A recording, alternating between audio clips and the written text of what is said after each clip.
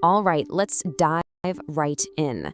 Picture this. You know the feeling. It's July, your bags are packed, that out-of-office email is officially on, and you are so ready to hit the road. But you look around your living room and bam, that familiar wave of anxiety hits. What on earth is going to happen to all your houseplants?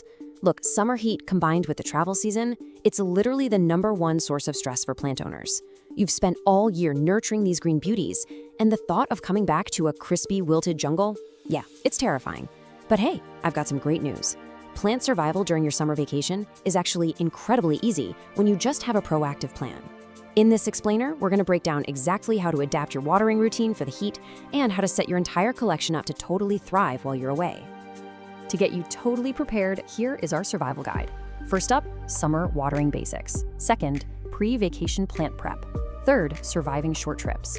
Fourth, systems for longer trips. And finally, plant sitter success secrets. Let's get to it. Starting with section 1, summer watering basics. This is all about adjusting for the heat. Okay, so before we even think about packing your bags, we really have to look at what you're doing right now. Because the reality is, summer heat changes everything about your everyday care. Soil dries out significantly faster during those hot summer months, right? So you absolutely cannot rely on your winter schedule. You need to be checking on your plants every 1 to 3 days. But here's the golden rule you need to remember. Wait until the top 2 inches of the topsoil are completely dry before you even reach for that watering can. Honestly, if you have a huge collection, grabbing a moisture meter is a total game changer to make this check super fast. And when you do finally water, timing is everything. You want to aim for early in the morning or later in the evening, and always use room temperature water.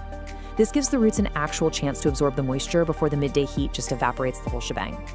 Now this right here illustrates a concept that will literally make or break your plant's survival: how you pour.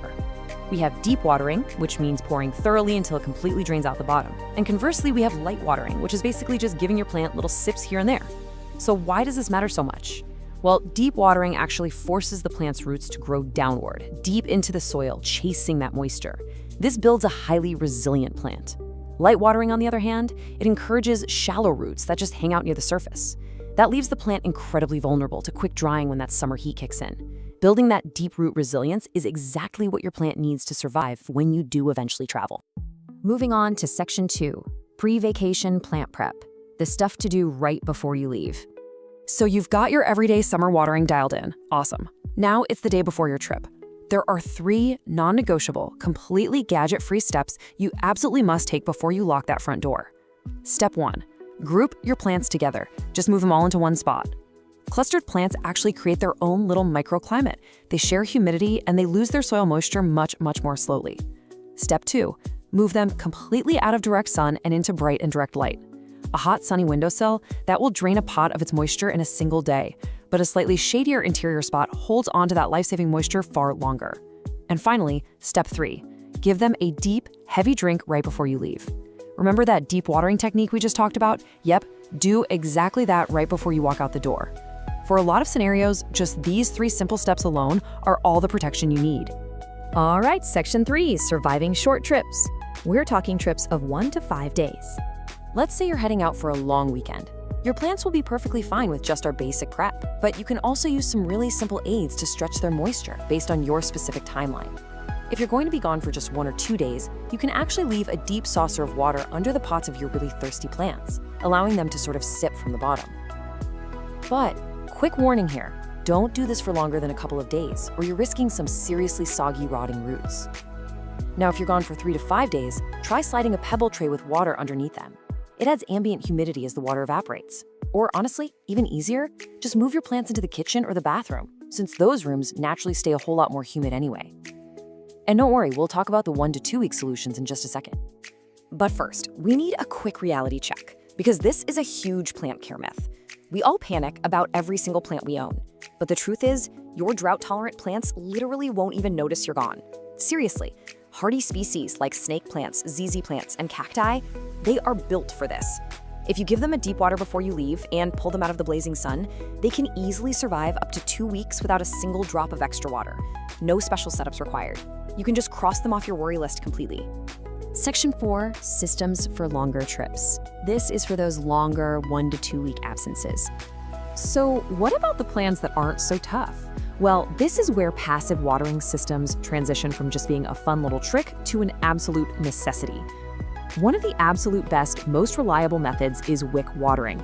It relies on a pretty cool scientific process called capillary action.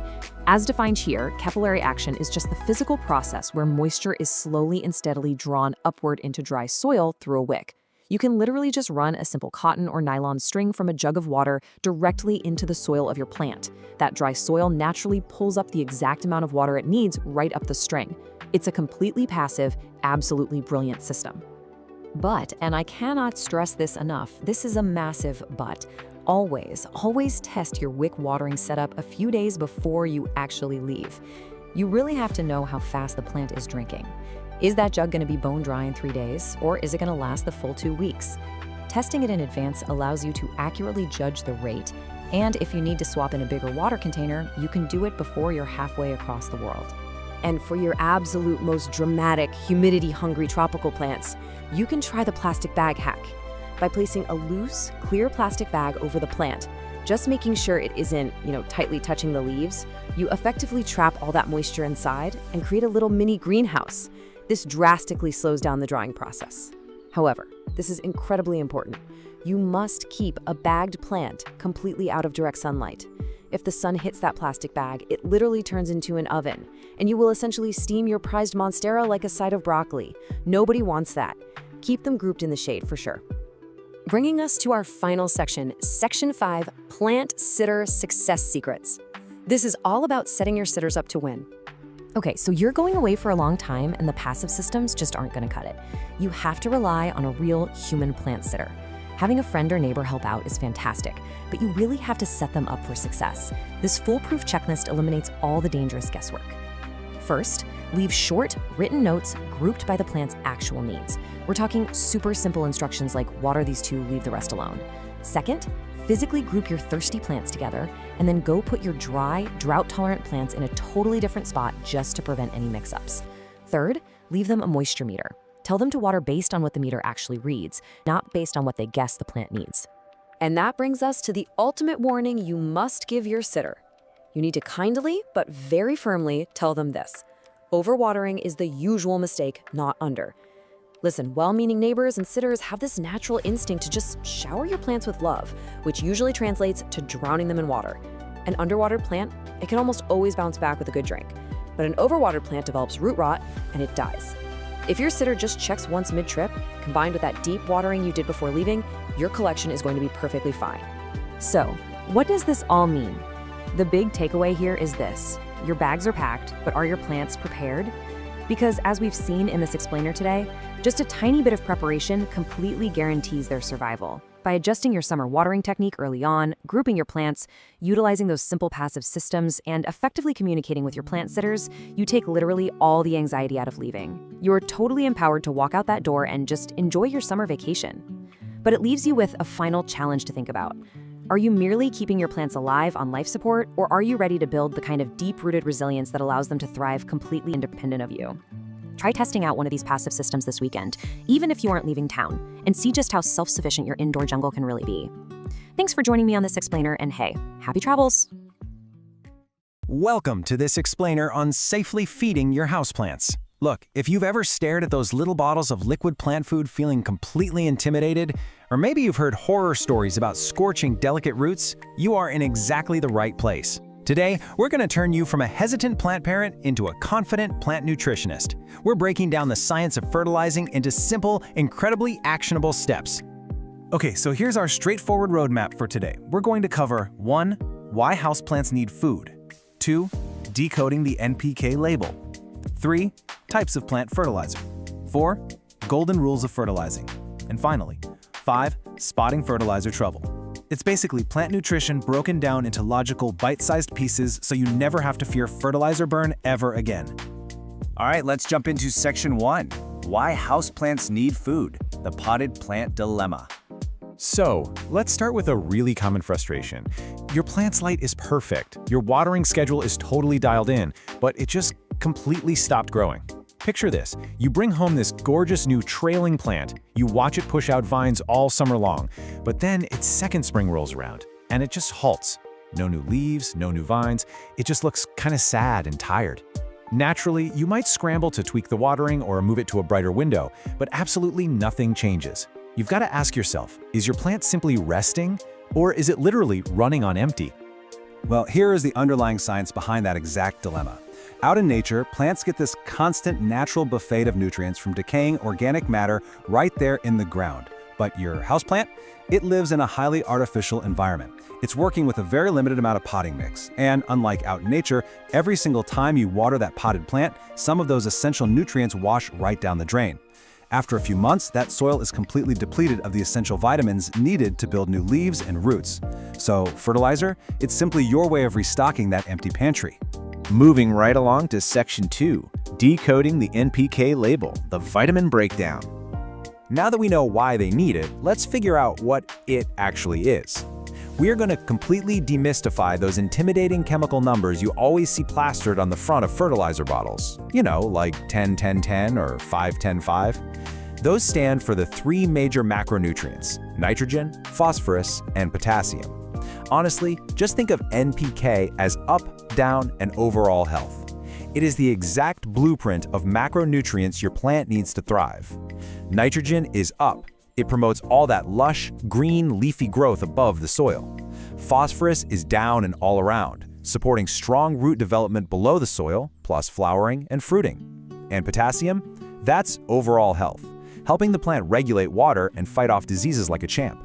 So, here's the absolute crucial takeaway for the vast majority of your indoor jungle. You do not need to stress over complicated chemical ratios.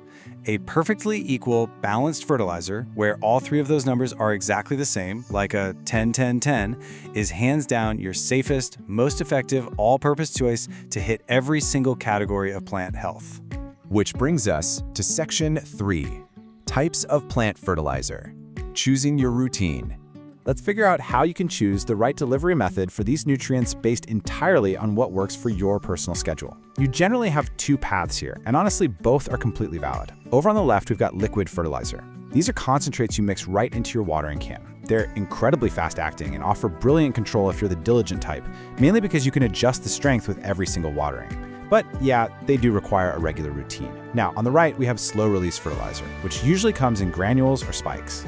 These are fantastic if you want a totally hands-off approach. You basically set it and forget it for months at a time, and it'll last a whole growing season.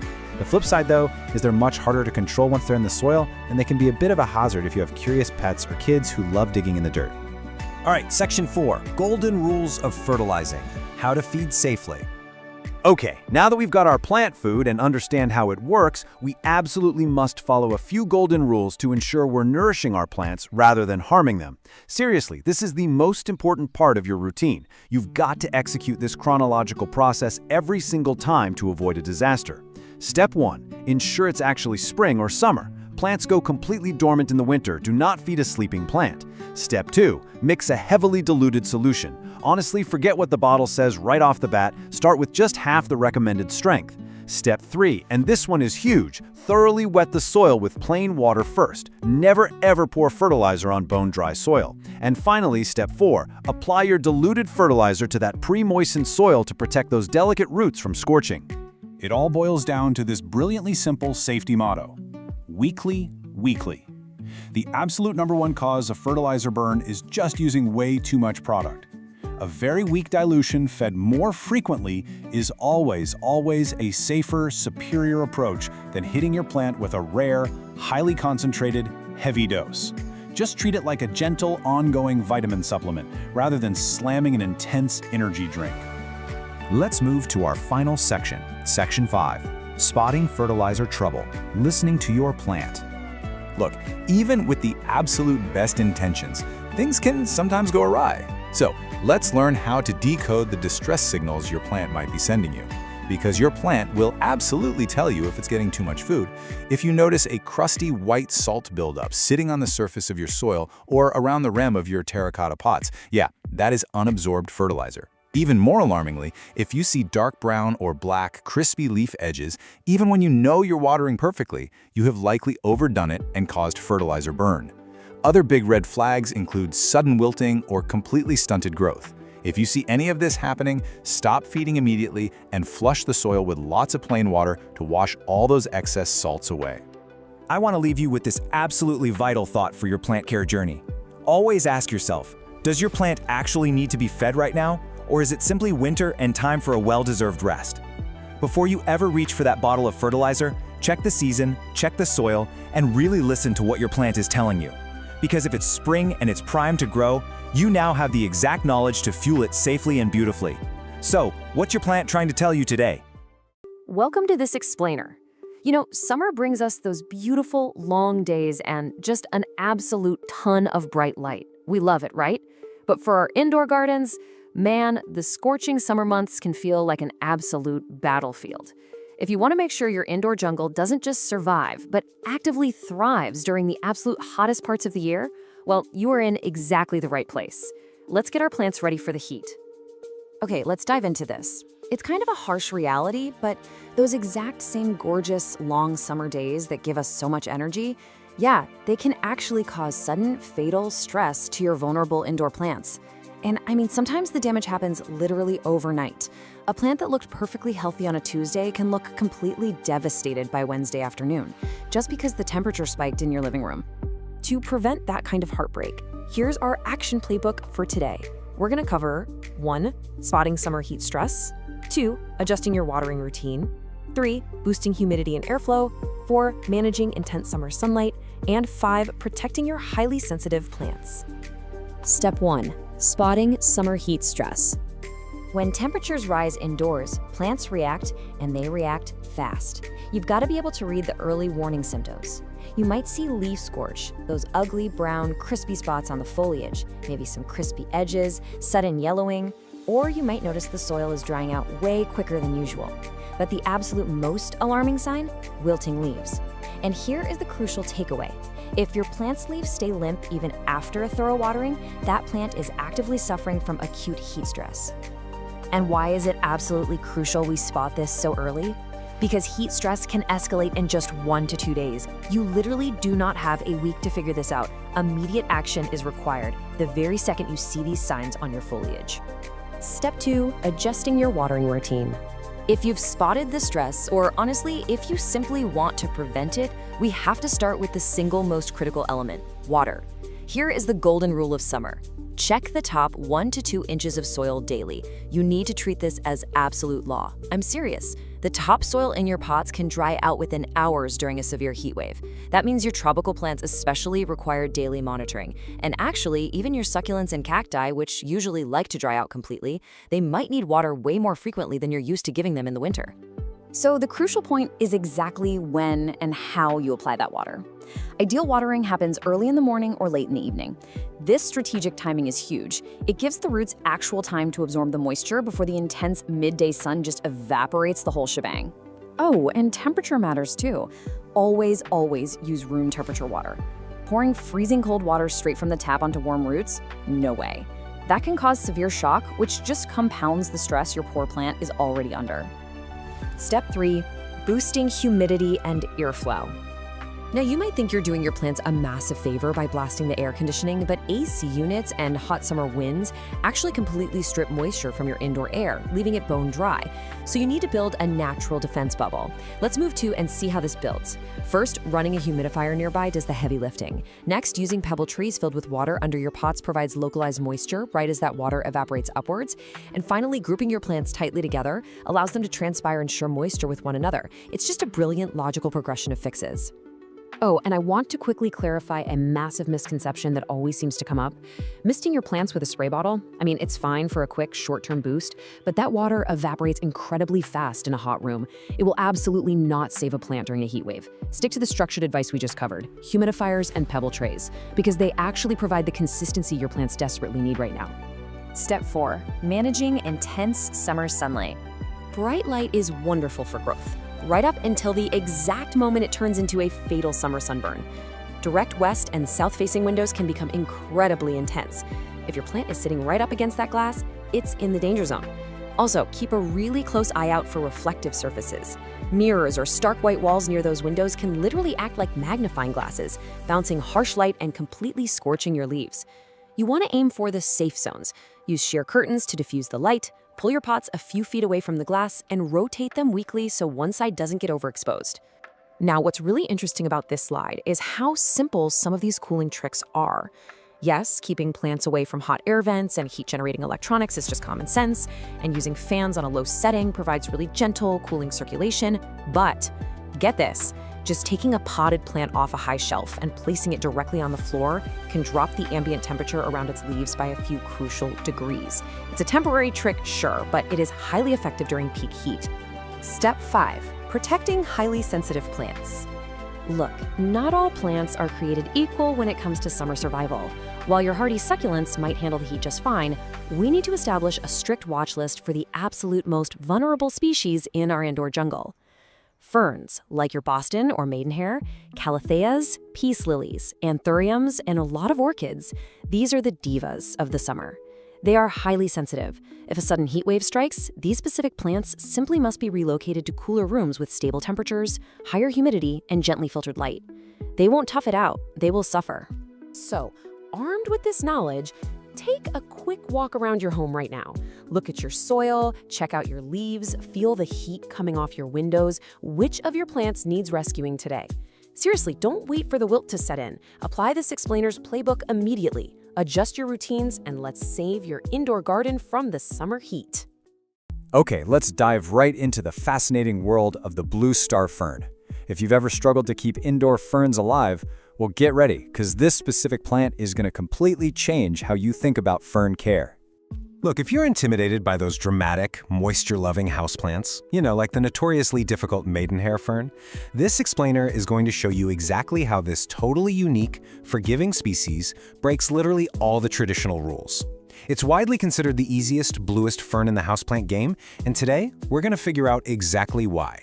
Here's our roadmap from beginner to expert. We'll start with the blue star secret, then look at perfect light and humidity, watering, feeding, and soil, pruning and propagation basics, solving common plant problems, and finally wrap up with some pro tips for fern mastery. Let's get right into it. Section 1. The Blue Star Secret, unlocking the 2 non-negotiables of plant care. So the absolutely crucial point to understand right out of the gate is that this plant has 2 non-negotiable biological needs, and they literally dictate every single aspect of its care. It all comes down to this one word: epiphyte. Because the blue star fern naturally grows on trees and rocks out in the wild, its fuzzy creeping rhizomes, those furry little stems you see at the base of the plant, they absolutely must stay exposed to the air. You cannot bury them in dirt. And honestly, this brilliantly illustrates why so many people fail with this plant the second they bring it home. See, classic ferns require muddy, deep soil and constant heavy moisture right at the crown. But our blue star fern, it needs an airy, chunky, shallow environment where its roots are lightly moist, but those rhizomes stay completely dry. If you treat it like a classic maidenhair and bury those rhizomes in dense, wet soil, it's gonna rot. It's really that simple. Moving on to Section 2, Perfect Light and Humidity, bringing out the iconic blue foliage. Now, you might actually be wondering, why is my blue star fern losing its famous blue color and turning flat green? Well, if you notice those fronds losing their gorgeous, smoky, blue-silver haze, and maybe the new fronds are coming in kind of long and flat, it almost always means your plant is sitting way too far from a window. That famous powdery blue tone only really shows up when the plant is getting proper light. When it comes to the air in your home, your target is between 50 and 70% humidity. To keep those fronds looking their absolute best with absolutely zero crisping around the edges, you really want to aim for this percentage. And while it definitely handles average indoor air way better than a lot of those thin-fronded ferns, hitting this sweet spot is super easy. Just run a room humidifier, group it with other ferns, or honestly, just pop it in a bright bathroom. What's super interesting here is that soft, bright, indirect light doesn't just preserve that blue color, it actually prevents the fronds from scorching or stretching out. An east-facing window is excellent, or maybe a north-facing window if it has a wide open view of the sky. You'll want to maintain comfortable indoor temperatures right around 60 to 80 degrees Fahrenheit, so that's about 16 to 27 degrees Celsius. And this is crucial. Keep it away from drafty windows, heating vents, or AC units that will just stubbornly dry those fronds out all day long. All right, Section 3, Watering, Feeding, and Soil. The chunky mix rule. So, remembering that it's an epiphyte, you must recreate its natural tree-dwelling environment using a really chunky mix. We're talking 50% high-quality houseplant or cocoa mix, 25% fine orchid bark, and 25% perlite or pumice. This exact blend gives you moisture retention, amazing airflow, and just enough structure for the plant to truly thrive. Oh, and just remember to put this mix in a wide, shallow pot rather than a deep one. That lets those creeping rhizomes wander across the surface comfortably. For your watering routine, just follow these 3 simple steps to keep the roots lightly moist while making sure those rhizomes stay safe and dry on top. First, wait until the top 1 inch of the potting mix feels slightly dry to the touch. Second, pour your water right around the edges of the root zone. You really want to aim that watering can around the inner edge of the pot, actively avoiding soaking those fuzzy rhizomes. A little accidental splash isn't the end of the world, but repeated soaking, that's going to push them straight toward rot. And third, let that all excess water run out the drainage holes completely. Never, ever leave the root ball sitting in a saucer of water. Section 4. Pruning and Propagation Basics. Multiplying your plant with ease. When it comes to grooming, simply snip off any completely yellow or badly torn fronds right down at the base. But listen, whatever you do, step away from the cleaning sponge. Never wipe the leaves. Hard scrubbing will permanently rub off that beautiful waxy finish, and you'll turn a lovely smoky blue frond completely patchy green. Instead, just gently rinse any dust away with a little lukewarm water. Now, because this fern creeps rather than growing from a tight central crown, you can actually create brand new plants just by dividing it in the spring. It's such a simple process. Just lift the plant and gently shake away the soil to expose those rhizomes. Then, find the natural sections that already have roots and at least 2 to 3 healthy fronds. Cut them cleanly with a sharp knife or pruners and pop the new sections right into a fresh, airy mix. It is incredibly rewarding, and let me tell you, it is so much faster than trying to grow them from microscopic spores. Section 5. Solving common plant problems. Reading the visual signs of stress. Okay, first let's address the ultimate panic moment for pretty much every new fern owner. You flip a frond over and go, what on earth are these organized rows of brown dots under the leaves? Are they bugs? Guys, don't panic. These are called sori. They are perfectly normal, totally healthy, spore-producing structures that naturally appear on mature fronds. If they're neat, repeated, and dry, your fern is just simply doing what ferns do. But what if your plant actually is stressed? Well, there are immediate visual cues you can look for to fix issues really easily. For example, brown crispy edges usually mean you need to bump up the humidity and stabilize your watering. Black mushy rhizomes, that means you've buried them and caused root rot. So get that plant repotted into a shallow, chunky mix immediately. Pale, faded green fronds mean it's literally asking to move closer to a bright window. And if you spot fine webbing, that's spider mites, usually caused by excessively dry indoor air. You can fix that by gently rinsing the fronds and applying some insecticidal soap. Section 6. Pro tips for fern mastery. The ultimate checklist for success. All right, here is your ultimate cheat sheet. Keep those fuzzy rhizomes fully exposed above the soil. Seriously, if you remember only one thing from this entire explainer, remember that. Use a wide, shallow pot to let it crawl naturally. Water the root zone, specifically avoiding soaking the rhizomes. Provide bright, filtered light for maximum blueness. Feed it lightly, like half strength, only in the active spring and summer months.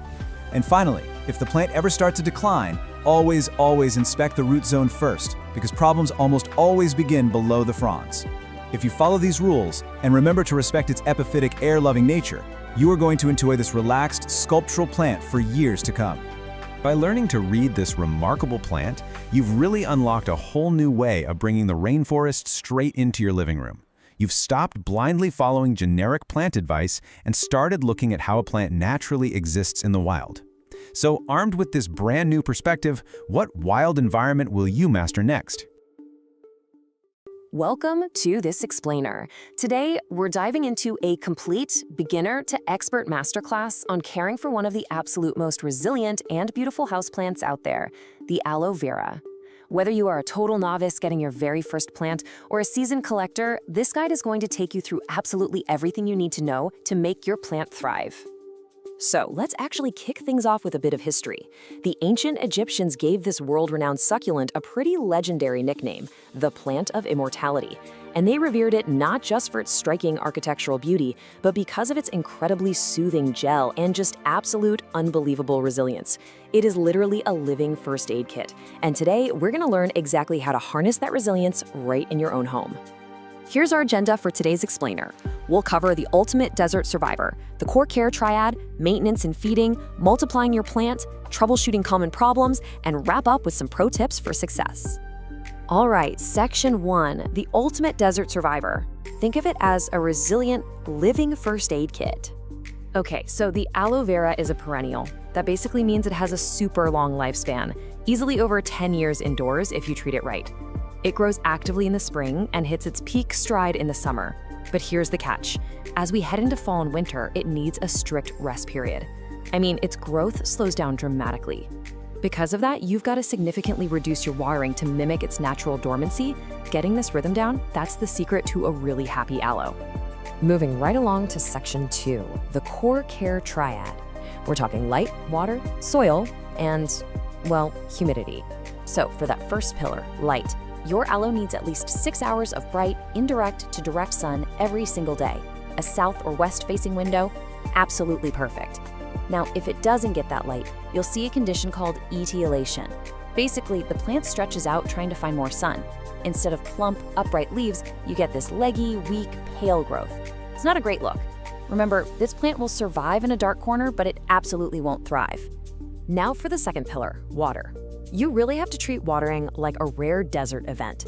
Since aloes store a ton of water right in their fleshy leaves, the absolute most common mistake is practically loving them to death with too much water. Instead, you're going to use the drench and dry method. Here's how it works. Pour water in until it flows freely out of the drainage holes. Let the pot drain completely, and then, and this is the absolute most important part, do not add a single drop of water again until the soil is 100% bone dry. In the heat of the summer, that's maybe every 2 to 3 weeks. In the winter, honestly, maybe just once a month.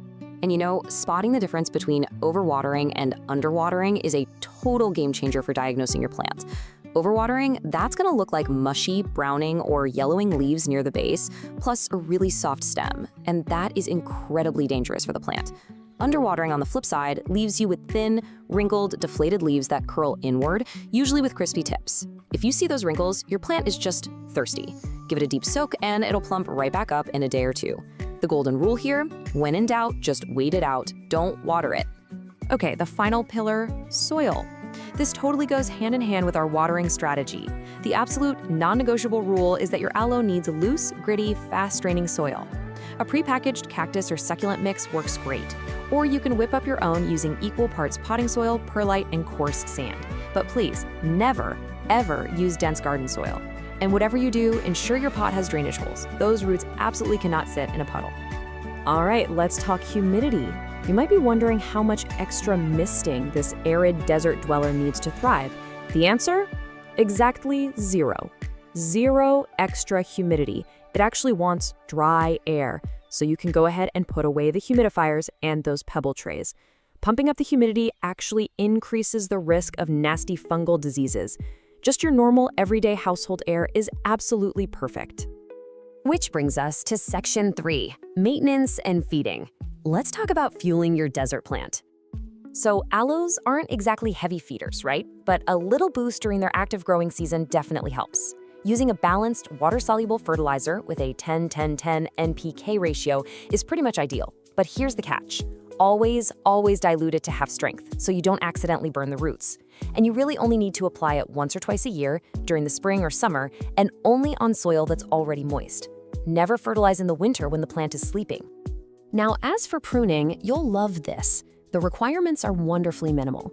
You basically just need to trim away the naturally dried up brown bottom leaves to keep things looking tidy. Just grab a clean, sharp knife and cut as close to the main stem as possible. And hey, you can also prune by harvesting those mature outer leaves whenever you happen to need some of that incredibly soothing gel for a minor kitchen burn. All right, on to the really fun stuff in section 4, multiplying your plant. We're gonna create an endless supply. So check this out. A healthy, mature aloe vera actually produces its own miniature baby plants. They're called offsets or pups. These adorable little clones sprout right up next to the mother plant and literally share her root system before they're separated. Basically, if you treat your aloe right, it's gonna give you a practically endless supply of free plants to give to your friends. How cool is that? Propagating these pups is super easy if you follow a few exact steps. First off, be patient. Wait until the pups are several inches tall, ideally around a third of the mother's size. Once they're ready, carefully unpot the mother plant and gently untangle the pup, making sure it keeps some of its own roots attached. Now, this next part is the most vital step of the whole process. Let the pup's cut wound dry out and callus over for 1 to 2 days in a shady spot. If you skip this, it'll probably rot. Finally, pot it up in some dry cactus mix and, resist the urge, wait a full week before you give it any water so those new roots can get established. Even the toughest plants have bad days, which brings us to Section 5, Troubleshooting Common Problems, your quick pest and disease guide. Now, aloes are highly pest resistant, but you still want to keep an eye out for a few common invaders. See small, white, fuzzy spots deep in the leaf crevices? Those are mealybugs. Spot hard, brown bumps on the leaves? That's scale. For both of these guys, isolate your plant and dab each pest with a cotton swab dipped in 70% rubbing alcohol. And if you notice fine webbing and tiny arachnids, you've got spider mites, which love dry conditions. You can treat them by spraying the plant with insecticidal soap or neem oil. But honestly, pests are not your biggest worry. If you see mushy stems and yellow leaves, that is a massive red flag for root rot. It's literally the most fatal disease for an aloe, and it's caused entirely by overwatering. If you spot this, you've got to perform emergency surgery. Stop watering immediately, unpot the poor thing, and trim away all the black, mushy roots until you're left with only firm, yellowish white ones. Then replant it in completely fresh, dry soil and cross your fingers. Let's wrap things up with Section 6, Pro Tips for Success. These are the absolute best practices for a thriving aloe. All right, let's run through a quick, rapid-fire checklist of best practices. Always err on the side of keeping it dry. Like I said, it thrives on neglect. Use unglazed terracotta pots. They're porous and actually pull moisture out, helping that soil dry evenly. Make sure to rotate your pot a quarter turn every few weeks so it grows straight and doesn't lean toward the window. Keep it in its ideal temperature range between 55 and 85 degrees Fahrenheit, and definitely keep it away from cold, drafty windows in the winter. Don't rush pot propagation, wait until they're a third of the mother's size. And finally, repot every 2 to 3 years, but only go up 1 or 2 inches in pot size to prevent excess soil from holding water like a sponge. And hey, here's a quick, super fun bonus fact. Did you know they can bloom? It's true. Mature indoor aloe veras rarely flower, but if you give them absolutely perfect care, meaning maximum bright light and a really distinct, cool, dry winter rest period, you might just hit the jackpot. They can shoot up this tall stalk topped with stunning tubular yellow or orange flowers. It's a truly spectacular, rare reward for a job well done. So you've learned the exact soil blend, the watering techniques, how to harvest, and how to multiply. You're officially equipped with everything you need to care for this resilient, living first aid kit. But this is just one of nature's incredible survivors. So how will you put your self-multiplying aloe to use in your own home? And more importantly, what other botanical secrets are waiting to be uncovered in your indoor jungle? Stay curious, everyone, and happy growing. Welcome to This Explainer. Okay, today we are taking the ultimate journey to indoor plant mastery. We're going to focus on one of the most resilient, beautiful, and air-purifying plants out there, the corn plant, scientifically known as Dracaena fragrans. So whether you are a complete beginner or you're just looking to, perfect your indoor jungle, consider this your definitive blueprint for success. Because let's be real here, we all want that lush, striking floor plant that instantly elevates a room's aesthetic. But do you really want the high-maintenance attitude that comes with a notoriously fussy plant? Nobody has time for the diva energy of a fiddly fig, right? So if you want the dramatic look of a tropical tree, but you need it to be remarkably forgiving of the occasional forgotten watering, you are in exactly the right place. So, here's our roadmap for today. 1. Meet the corn plant. 2. Core care, light and water.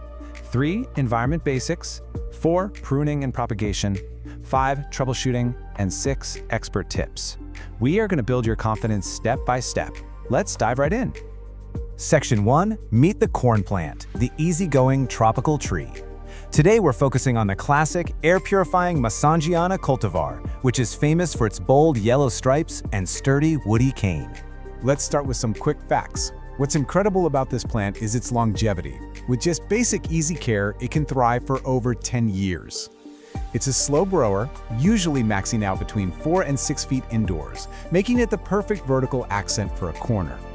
But, and this is absolutely crucial, it is toxic to dogs and cats. If ingested, it can cause severe issues. So if you have furry friends running around, you definitely have to be mindful of where you place it in your home. Moving right along to Section 2, Core Care. mastering light and water. Basically, if you can nail these two fundamental needs, everything else is just a bonus. Look, the corn plant is famously adaptable, but it definitely has its boundaries. The absolute sweet spot is bright filtered light. Think, a few feet back from an east-facing window. This ideal light is exactly what keeps that striking yellow stripe vibrant.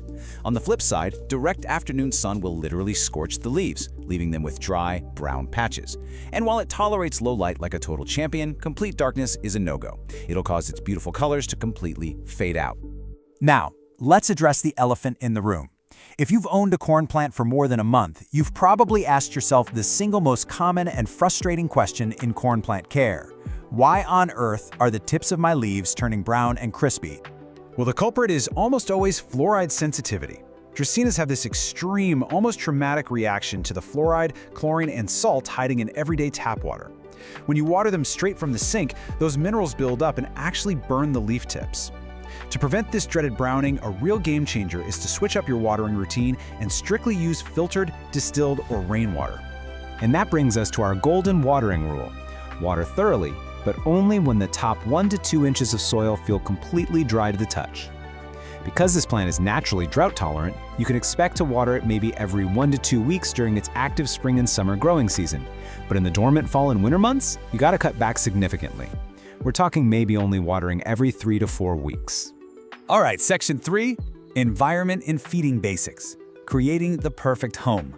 Let's look at soil, temperature, and feeding to get that environment just right. The main takeaway here is that the corn plant perfectly enjoys the exact same comfortable environments that you do. It thrives in standard indoor temperatures anywhere from 65 to 80 degrees Fahrenheit. And average indoor humidity? Totally fine, though it never minds a little extra moisture in the air. The big things to remember are to use a standard, well-draining soil mix. Throwing in a few handfuls of perlite is highly recommended, and you absolutely must keep it away from cold drafts under 55 degrees or direct blasts from your AC vents. Now, when it comes to food, keep it simple, fertilize sparingly. This guy is a very light feeder. You only need to feed it 1 or 2 times during the entire spring and summer, and always dilute your balanced liquid fertilizer to half strength. Seriously, do not overfeed this plant. Excess fertilizer will quickly burn those beautiful leaf tips right off. Up next, Section 4, Pruning and Propagation, managing growth and creating new plants. Once you have the basics down, it is time to graduate to intermediate skills. First rule, don't fear the pruner. I know this can feel incredibly intimidating, but if your plant is getting lanky and hitting the ceiling, you just have to be brave. Take some clean pruning shears or a saw and chop straight through that woody cane to control the height. It is entirely safe. In fact, chopping off the top portion actually encourages new, bushier leaf buds to pop right out of the cane just below where you made your cut. And what do you do with that piece you just chopped off? Well, you propagate it. It's like getting a brand new plant for free. Just make sure your cane cutting is at least 6 inches long. Place the bottom end in a jar of water. Just remember to change that water weekly or stick it directly into moist soil. Keep it in bright, indirect light, and boom, in a few weeks, you'll see a healthy new root system starting to form. Okay, Section 5, Troubleshooting. Diagnosing common plant issues. Let's arm you with the knowledge to instantly figure out what your plant is trying to tell you. Here's a super handy diagnostic cheat sheet. See yellowing leaves? You're probably overwatering. If the leaves are suddenly just dropping off entirely, your plant is in shock, likely from a cold draft. Now, a mushy cane base is the absolute worst-case scenario. That signals root rot from severe overwatering. And if you spot white or brown dry patches right in the middle of the leaves, that's sunburn, which means you need to pull it back from direct light immediately. We also got to talk about pests. Corn plants are fairly resistant, for sure, but they can occasionally attract spider mites, mealybugs, and scale. You want to inspect the little crevices where the leaves meet the cane.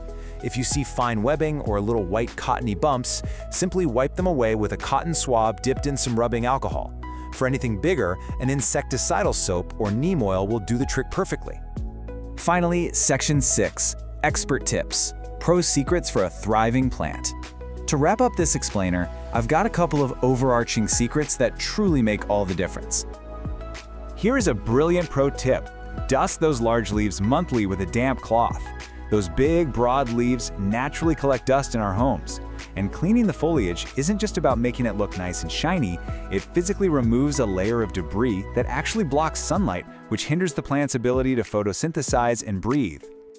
And get this, here is one of the coolest hidden features of the Dracaena fragrans: rare blooms. While it's exceedingly rare indoors, giving perfect care to a highly mature plant might eventually reward you with a spray of incredibly fragrant white flowers. In many cultures, a blooming corn plant is actually considered a major sign of impending good fortune. So if you take away absolutely nothing else from this entire explainer today, I want you to remember this golden rule. When in doubt, don't water. Really, that's the secret. This plant's native habitat makes it built to survive droughts.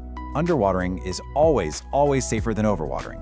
If the soil feels even a little bit moist, just wait a few more days. You now have the complete blueprint for success.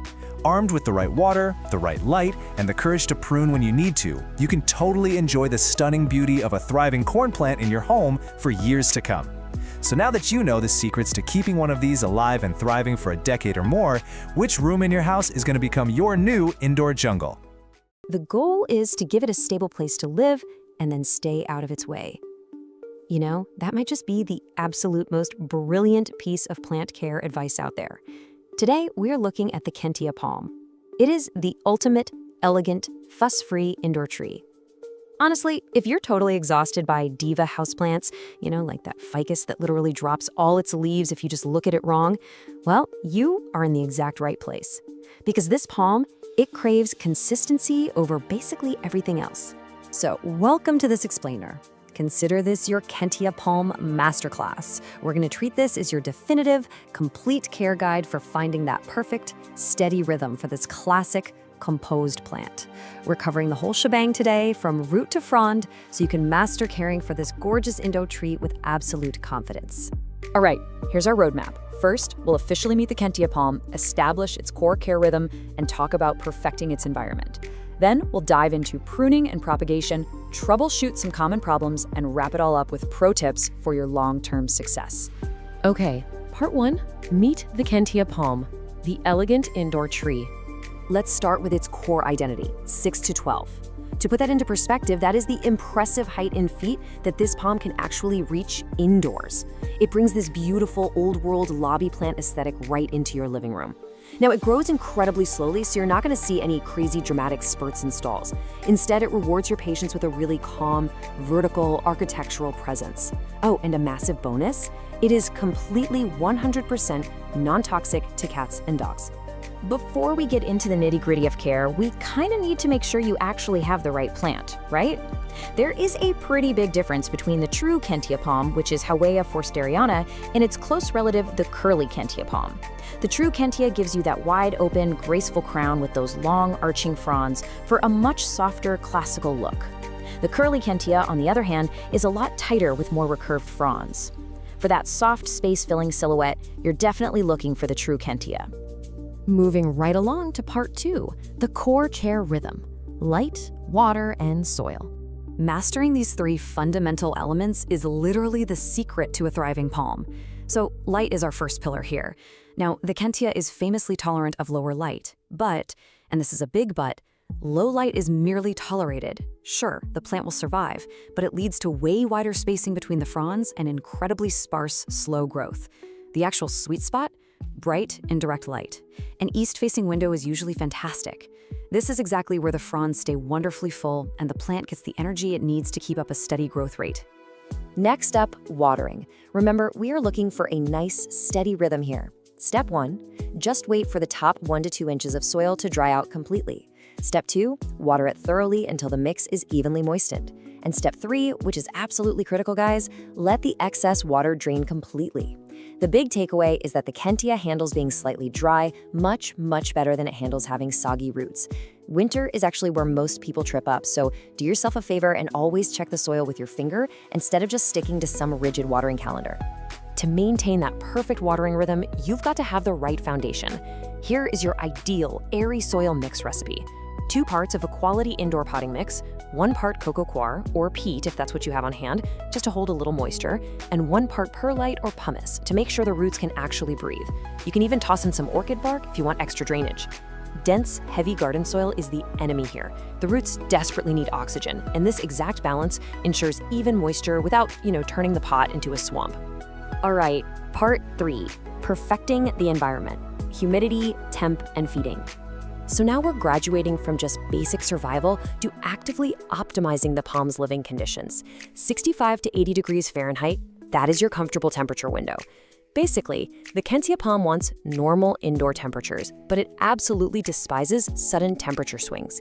Keep it far away from cold drafts near exterior doors, and definitely, no matter what, do not blast it with hot, dry air from your heating vents. Consistency is totally the name of the game here. Let's fine-tune the rest of the environment with a couple quick tweaks. Average household humidity is usually okay, but boosting it, maybe running a humidifier if your house is dry, is your massive #1 defense against those annoying crispy brown leaflet tips. Now when it comes to feeding, listen, they are light feeders. Just feed them lightly in the spring and summer using a diluted palm or balanced fertilizer, and then pause all feeding entirely in the fall and winter. Over-fertilizing is just going to burn the tips, and nobody wants that. That brings us to part 4, pruning and propagation, advanced care. In this advanced stage, we have to focus heavily on the art of restraint. Never cut the central growing point. This right here is the absolute, undisputed golden rule of palm pruning. Palms are not like your typical branching shrubs. If you chop off the top of the trunk, the crown, you completely remove the plant's only ability to keep growing from that stem.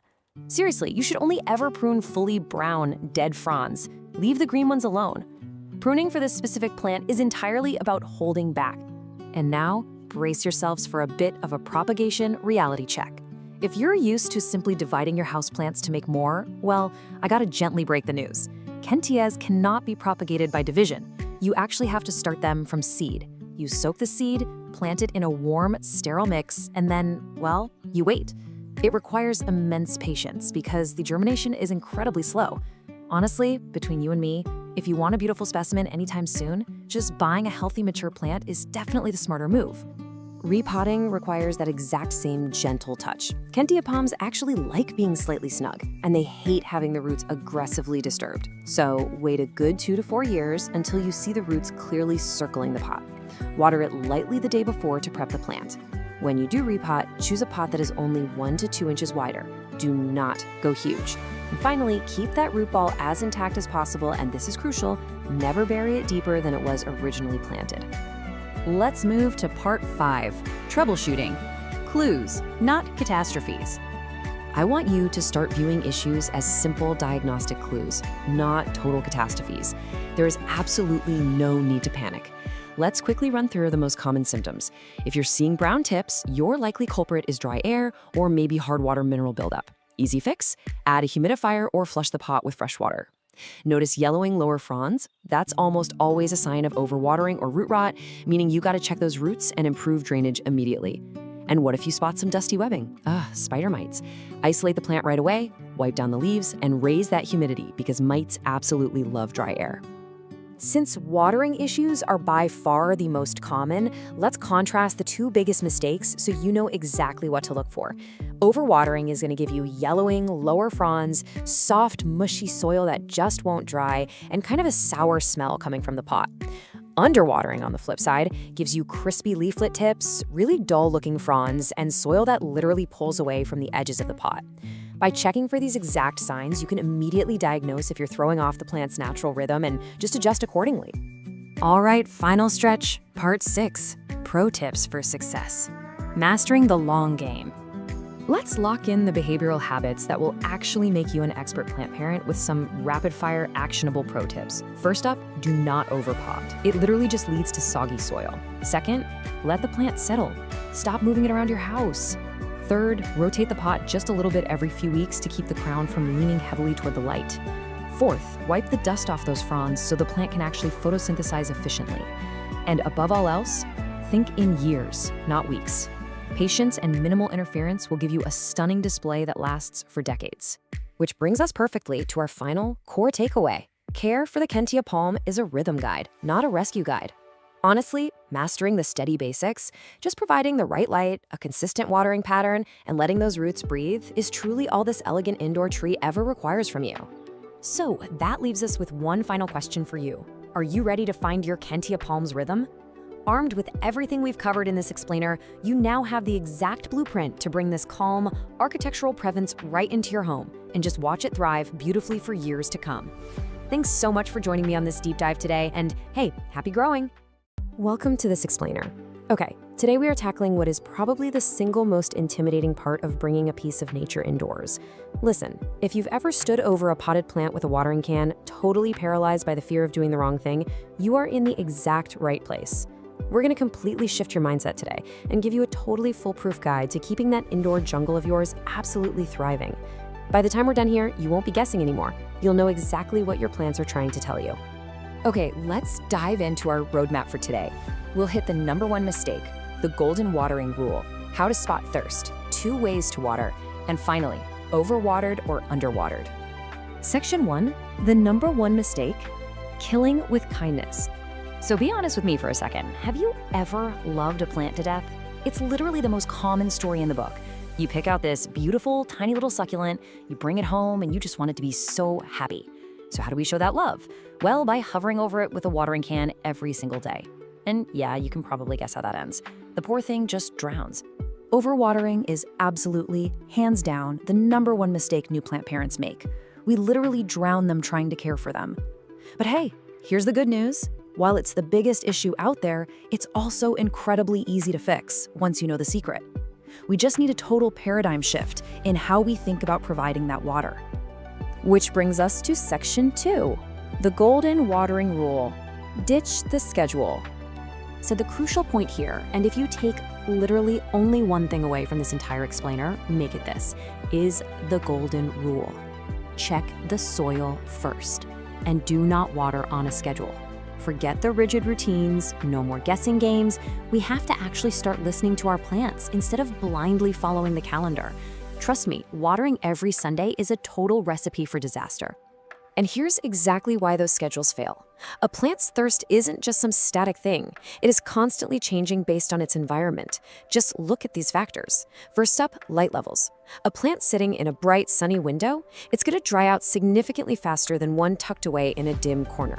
Then you've got the season. Plants actively drink so much more during their spring and summer growth spurts, and they need way less when they go dormant in the fall and winter. Oh, and pot type is huge. Porous terracotta actually breathes and wicks moisture away, while plastic or glazed pots trap it right in. Throw in hot, dry air from temperature and humidity changes, and, well, you can see why that Sunday schedule makes absolutely zero sense. All right, Section 3, how to spot thirst. Become a soil detective. So, we're replacing that calendar schedule with a quick assessment phase. The absolute most foolproof, classic way to do this is simply called the finger test. Literally, all you do is stick your index finger about 1 to 2 inches deep right into your plant's potting soil. If you pull it out and the soil feels moist, or if it's actively sticking to your skin, your plant is totally fine. Stop right there. Don't water it yet. Just leave it alone and check back again in a few days. But on the flip side, keep this in mind.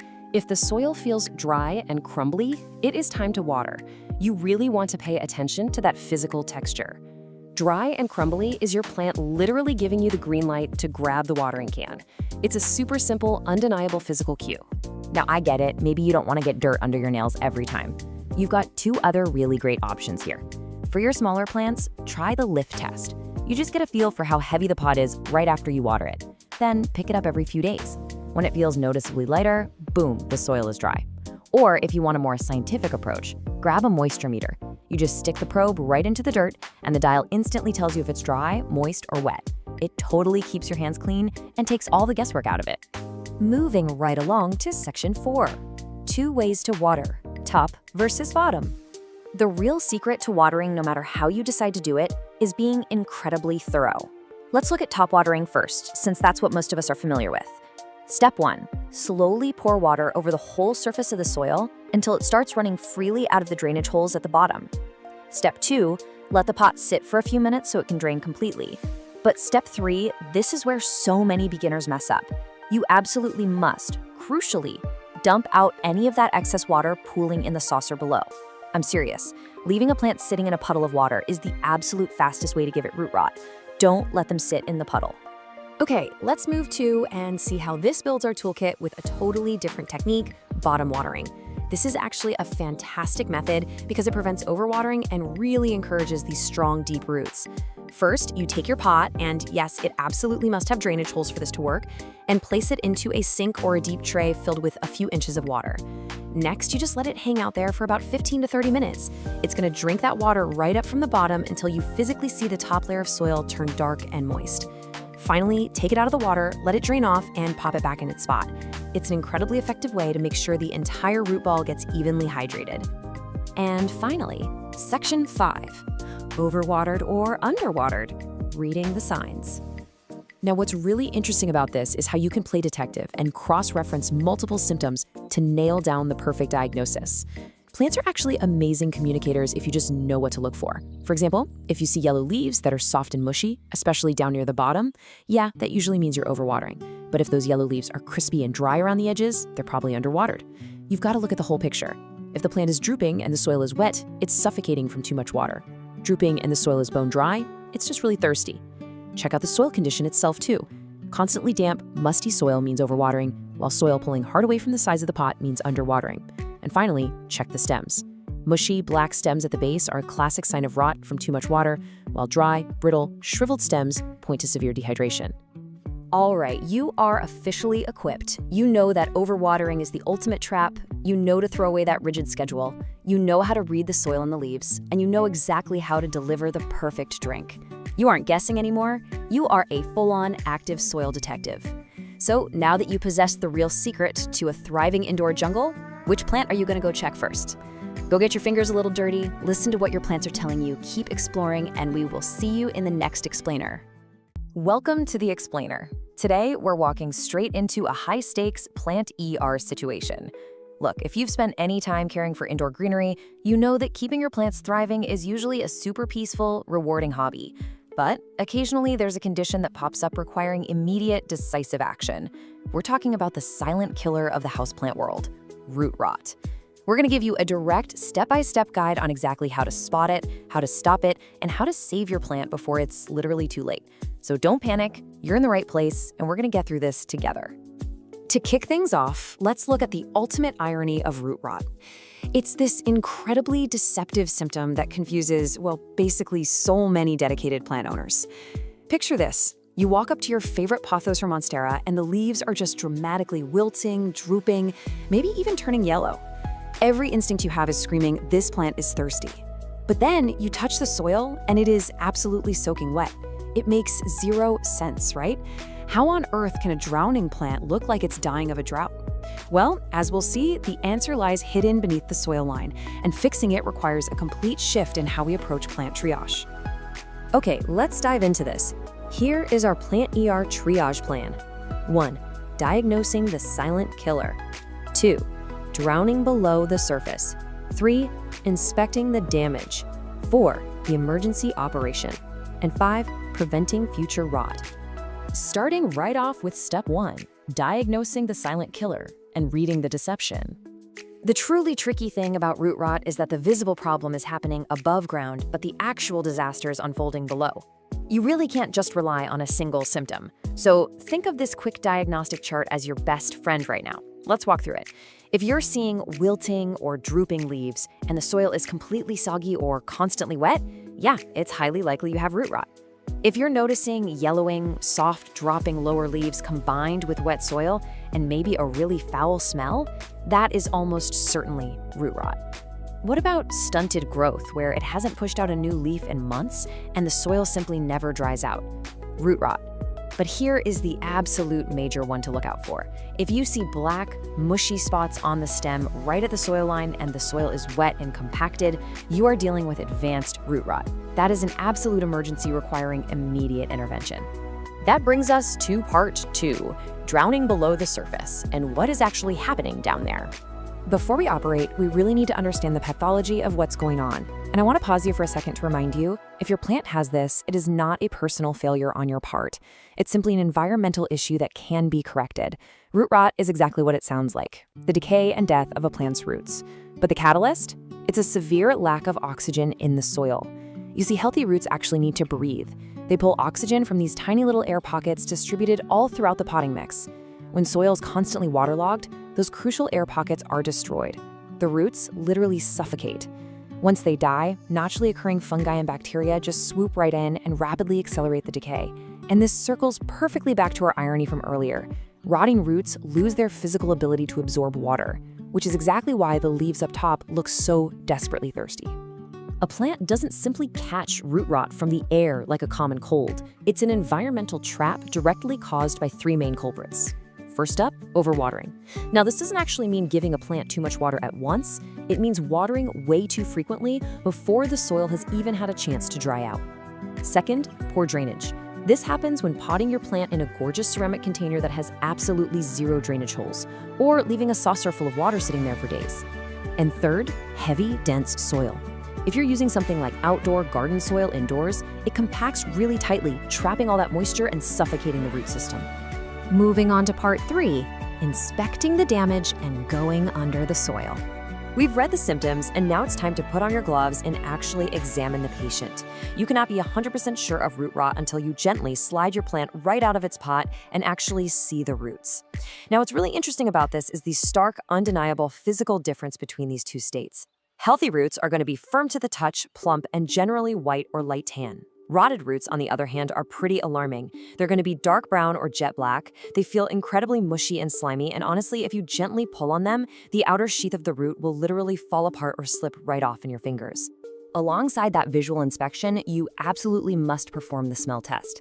Healthy houseplant soil smells great. It's earthy, fresh, and organic. But if you hold that root ball up and it smells sour, musty, or swampy, like maybe rotting vegetables left in the back of the fridge for way too long, that is a massive, flashing red flag confirming the decay.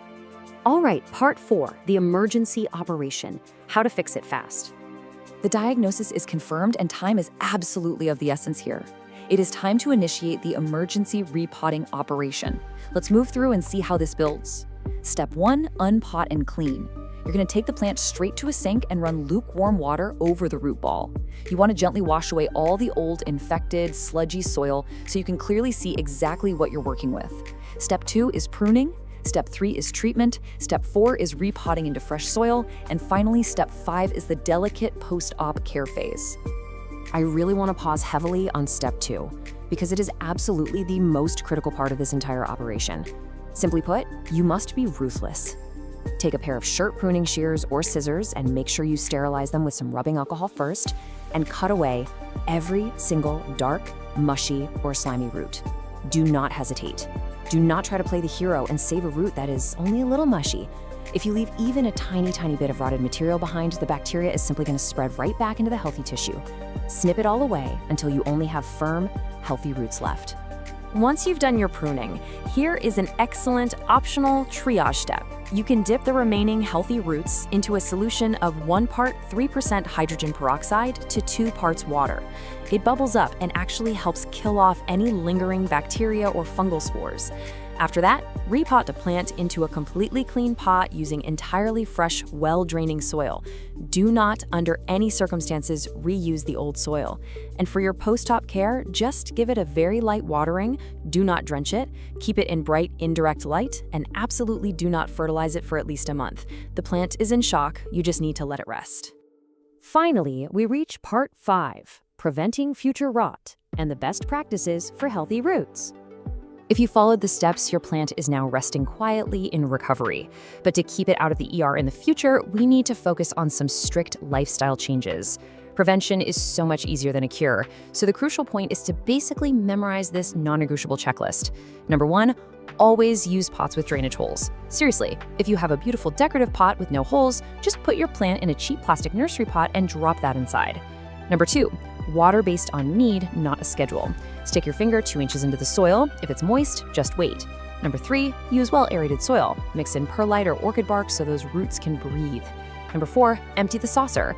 Let the plant drain for about 15 minutes after watering, then dump whatever excess water is left. And finally, when you repot, only size up by 1 to 2 inches at a time. A giant pot holds way too much moisture, creating a perfect storm for rot. So, we come to the final question. Can a plant truly recover from root rot? Yes, it absolutely can, but only if you catch it early. Recognize those deceptive symptoms and take immediate, ruthless action with your sterilized shears. You are now fully equipped with the knowledge, the diagnostic tools, and the surgical steps to save your plants from suffocating below the surface. The only question left is, are you ready to operate, or will you let the silent killer win? Thanks so much for joining this explainer, and hey, good luck in the plant ER. Welcome to today's explainer. We're diving deep into what is arguably one of the most uniquely captivating houseplants you can possibly get your hands on, the bear's paw fern. Now, if you've seen one of these in person, you already know the vibe. They are totally famous for these thick, furry rhizomes that literally crawl right over the edge of the pot. I mean, it looks exactly like a little animal is trying to escape. It's a massive conversation starter. But keeping those paws plump and the fronds glossy, well, that takes a little bit of specific know-how. So today, we're taking you on a complete beginner to expert journey so you can confidently grow this stunning plant. Let's get right into it. Right out of the gate, we have to tackle the absolute #1 beginner mistake. Should you bury those furry paws in the dirt? The answer is a resounding absolutely not. No way. This is our golden rule for today, and we're going to come back to it a lot. Never bury the furry paws. They are meant to sit right on top of the soil. Because if you bury them, they'll stay way too wet and they will rot. It's really as plain and simple as that. So, with that golden rule established, here's our game plan. We'll properly meet the bear's paw fern, master its light and water needs, and then cover soil, humidity, and feeding. After that, we'll walk through a super simple pruning and propagation guide, troubleshoot some common problems, and finally wrap up with pro tips for ultimate growth. All right, section 1, let's officially meet the bear's paw fern. Getting to know its unique anatomy is actually the real secret to keeping it thriving in your living room. Okay, so the terminology here is pretty crucial because it tells us exactly how this plant behaves in the wild. The bear's paw fern, or Aglomorpha meianiana, if we're being scientific, is an epiphyte. What does that mean? Well, in its natural tropical habitat, it doesn't actually grow in deep dirt on the forest floor. Nope, it grows clinging to trees or mossy rocks. And those famous paws we keep talking about?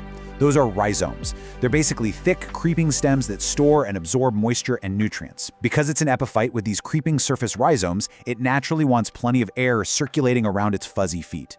You know, you'll actually see this guy confused a lot with its cousin, the rabbit's foot fern. But they really have totally different vibes. The bear's paw is bold. It has incredibly chunky, thick paws and these large, leathery, deeply cut fronds.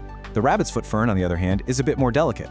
It has thinner, lighter rhizomes and really lacy foliage. So if you're looking for that dramatic, sculptural, heavy paw look crawling out of your pot, the bear's paw is exactly what you want. Moving right along to section 2, mastering light and water.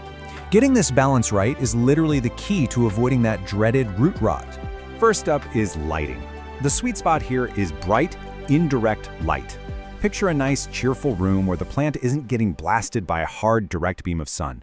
An east-facing window or even a north window with an open sky view is absolutely ideal. You really want to avoid harsh midday or afternoon sun, mainly because it'll quickly bleach out those gorgeous leathery fronds and aggressively dry out the rhizomes. A little bit of gentle morning sun, totally fine. But overall, keep it bright and filtered. Now, watering is where it gets interesting because this plant actually has conflicting needs. It's kind of like a puzzle. The roots, which are tucked down into the soil, want steady, light moisture. But the furry rhizomes sitting on top of the soil, those absolutely must be kept dry and aired out. If you just grab a watering can and dump it over the top of the whole plant, those fuzzy paws are going to stay soaked, and that just invites rot. So how often should you water? Well, in a bright room during spring and summer, every 5 to 7 days is pretty typical. But look, your golden rule here is to use the finger test. Only water when the top inch of soil feels slightly dry. And when you do water, pour it really carefully around the edges of the pot to avoid the paws entirely. Actually, an even better trick, bottom watering. Just set the pot in a bowl of water for 15 to 20 minutes, let it drink from below, and then let it drain completely. It's a total game changer. The roots get their drink, and the paws stay perfectly dry. Let's jump into section 3, soil, humidity, and feeding. Replicating this fern's native tropical habitat is actually a lot easier than it sounds. Remember how we said it's an epiphyte? Because of that, standard, dense, peat-heavy potting mud is essentially a death sentence. It just holds way too much water and smothers the roots. What you need instead is a really chunky, airy mix. A great DIY recipe you can whip up is 2 parts of a quality houseplant mix, 1 part fine orchid bark, and 1 part perlite or pumice. This combo is fantastic because it retains just enough moisture for the roots but provides massive airflow so the water drains fast. Plus, it gives the rhizomes a really nice textured surface to crawl on. As for humidity, 50 to 70% is the ideal range. The great news here is that those thick, leathery fronds make the bear's paw way tougher than those super dramatic, flimsy ferns like the maidenhair. It'll survive just fine in average household humidity, but it truly thrives and looks its glossy best when the air is a bit more humid. Also, keep your temps comfortable, right around 60 to 80 degrees Fahrenheit, and definitely keep it away from drafty windows or heating vents that'll just bake it dry. When we talk about feeding, less is definitely more. You want to feed it lightly with a half-strength, balanced liquid fertilizer, just once every 4 to 6 weeks, and only during the active spring and summer growing seasons. And here is a super important tip. Keep that fertilizer water completely off the paws. The concentrated salts can severely irritate those delicate little furry scales. All right, section 4. Let's talk pruning and propagation. I promise you, pruning this fern is incredibly simple. It's mostly just basic cleanup. I absolutely love this quote, "Leave the fuzz alone." It is so important. Do not scrub, brush, or trim the furry paws, even if they're wandering completely wildly over the edge of your pot. That wandering is the whole charm of the plant. The fuzz actually acts as a set of protective skills for the rhizome, so rough handling will definitely damage them. When you do need to prune, just look for fully yellow, torn, or totally brown fronds, and snip them cleanly right at the base. Okay, I really want to save you from the classic beginner fern panic right now. Eventually, you're going to flip a frond over and see rows of these little brown dots. Do not panic. Seriously, put down the neem oil. These are called sori. Since the bear's paw is a true fern, it doesn't grow flowers or seeds. Instead, it reproduces by creating spores in these finely organized little brown dot structures on the undersides of mature fronds. It just means you have a perfectly healthy, mature plant. It is definitely not a pest infestation. Now, if you do want to reproduce your plant, share with friends, spring is the perfect time for rhizome division, and it's so easy. Just gently lift the plant and find a branching rhizome that already has its own roots and 2 or 3 healthy fronds on it. Snip that section free with some sharp pruners. After that, just pot it in a wide, shallow container. Remember, this plant crawls outward, it doesn't dig deep. And of course, just rest that new rhizome right on top of the soil. Section 5. Troubleshooting common fern problems. Look, even with the absolute best care, stuff happens. But the bear's paw fern is a great communicator. It'll give you plenty of warning signs when it's unhappy. If you start noticing soft, dark paws, that is an urgent sign of root rot, which usually means it's been overwatered or the rhizomes got buried. The fix? Back way off the watering and make sure those paws are exposed to the air. Now, if you see brown, crispy frond edges, you're probably dealing with dry air or fertilizer salt buildup. So, boost the humidity and flush the soil with plain water. And if those beautiful green leaves start looking faded and pale, it's getting blasted by too much direct sun. So, just pull it back into softer, indirect light. Quick side note on pests. If you ever spot spider mites or mealybugs, treat them really gently with a cotton swab of rubbing alcohol or insecticidal soap, but be super careful not to scrub or bruise the furry rhizomes while you're at it. Okay, final section. Section 6, Pro Tips for Ultimate Growth. We have covered a ton of ground today, so let's wrap up with a quick, rapid-fire summary of the absolute best practices. Here are your ultimate takeaways to guarantee success. Number 1, our golden rule. Keep those furry paws resting on top of the soil. Never ever bury them. Use wide, shallow pots filled with that chunky, airy epiphytic mix we talked about. When it's thirsty, water the roots around the edges, but keep the rhizomes completely dry. Give it bright, filtered, indirect light to keep the fronds glossy, and try to keep that humidity between 50 and 70%. And finally, this plant actually likes being a little snug, so you only really need to repot it every 2 to 3 years when the soil breaks down or the paws have totally overrun the edges. Which brings us to our final thought. Now that you've got all this beginner to expert knowledge, take a look around your space. Which empty, bright corner of your home is just waiting for the unique, dramatic character of a crawling bear's paw fern? It is just such a rewarding plant to grow once you understand its rules, and I highly encourage you to give it a try. Thanks so much for joining me on this explainer, and happy growing. Welcome to This Explainer. Today, we're unpacking absolutely everything you need to know about growing and thriving with the fascinating artillery fern. Whether you're literally holding your very first houseplant right now, or you're a seasoned green thumb looking for a textural new challenge, we are going to dive into all the details you need to make this incredible plant totally flourish. Okay, let's kick things off with a massive botanical plot twist. Despite its name and that super delicate, lacy appearance, the artillery fern isn't a fern at all. Seriously, if you've ever struggled to keep high-maintenance ferns alive with, constant misting and needing utterly perfect conditions, you are going to absolutely love this revelation. It's actually a species known as Pilea microphylla, which is a flowering plant in the nettle family.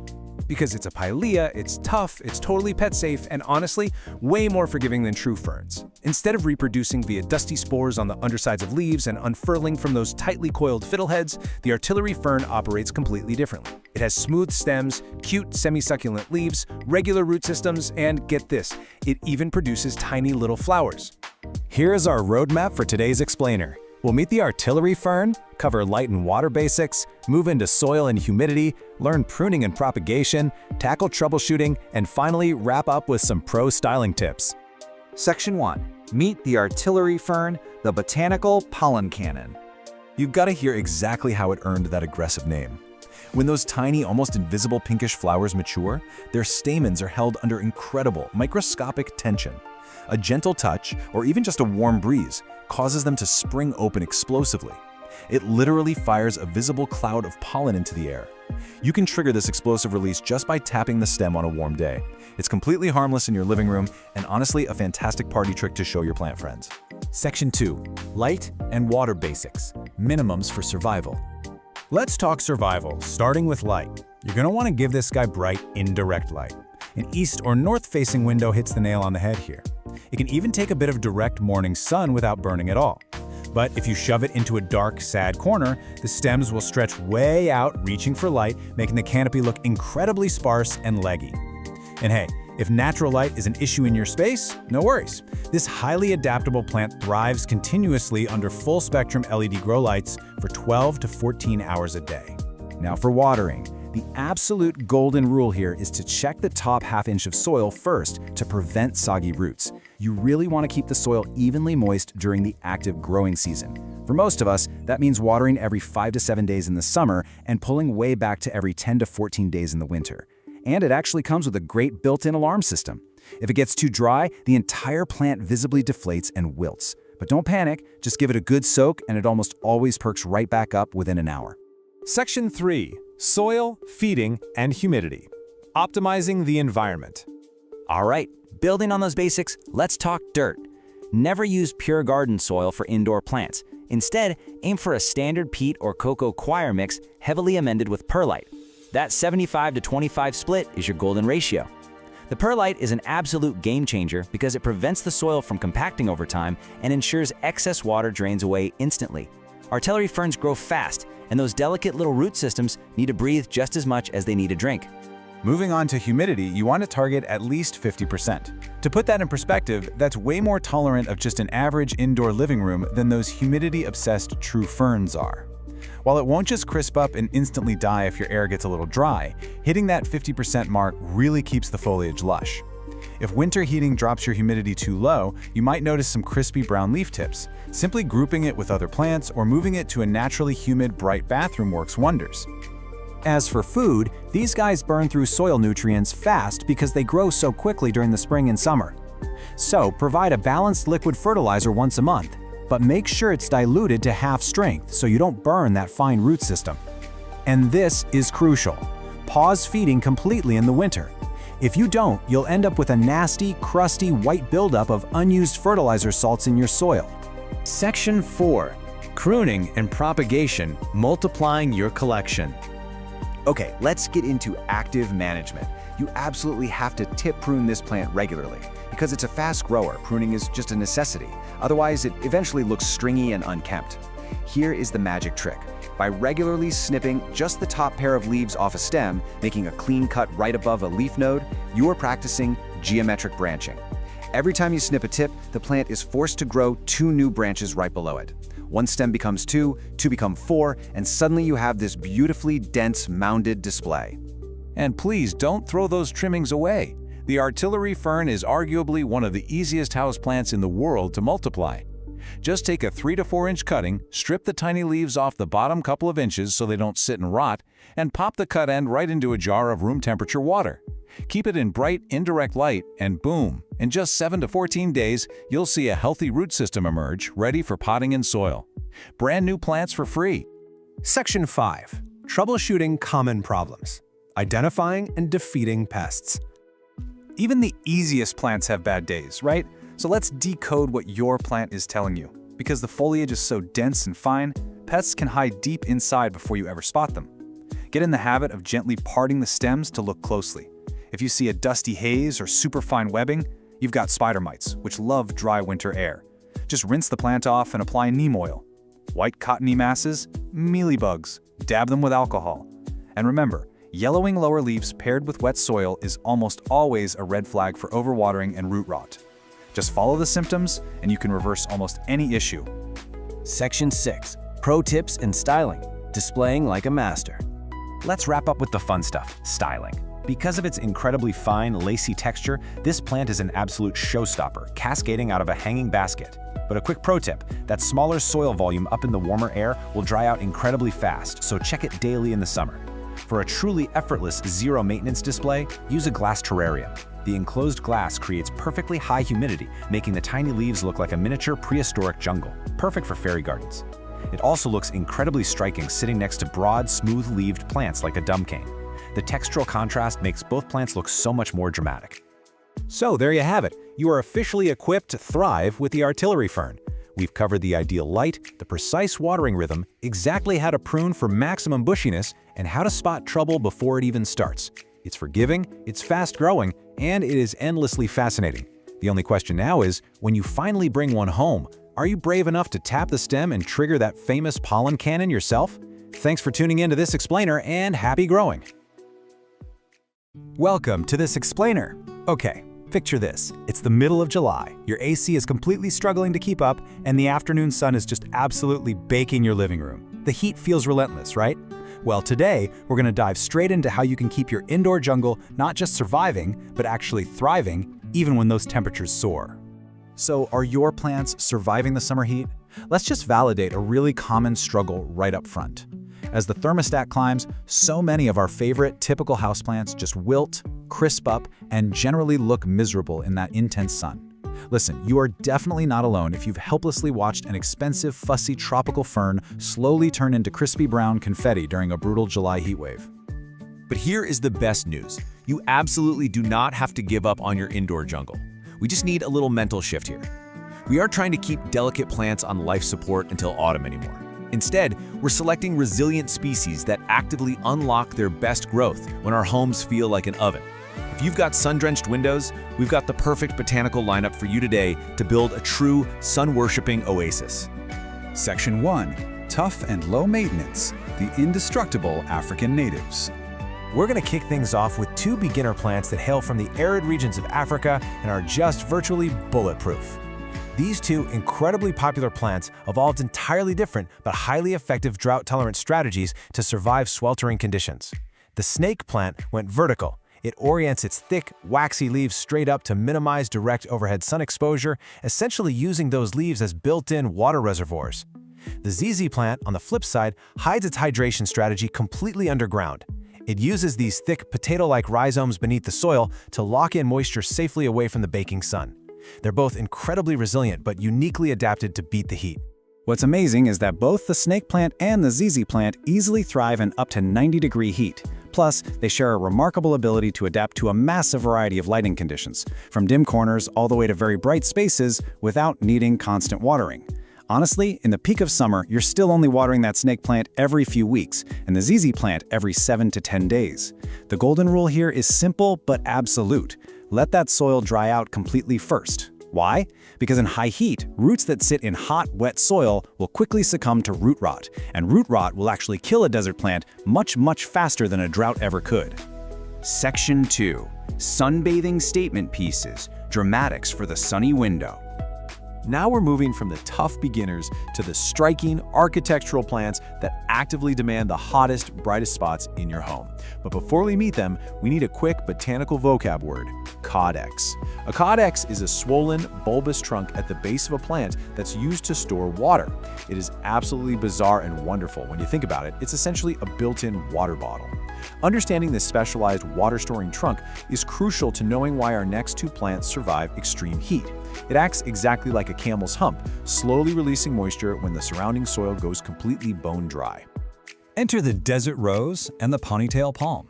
These guys are perfect for that punishing hot south-facing window. The desert rose literally loves up to 100-degree heat and needs at least 6 hours of direct sun to pump out its stunning, vibrant flowers. And the ponytail palm? Fun fact, it's actually a succulent from Mexico, not a true palm at all, and it easily handles temperatures well above 80 degrees. You'll want to water both of them generously in the summer, but again, let them dry out entirely.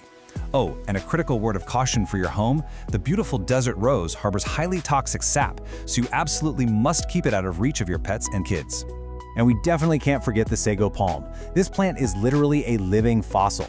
It's an incredibly adaptable ancient cycad from Japan that's been around since the time of the dinosaurs. I mean, if this botanical survivor could make it through the Jurassic period, it can for sure survive your sunny living room in July.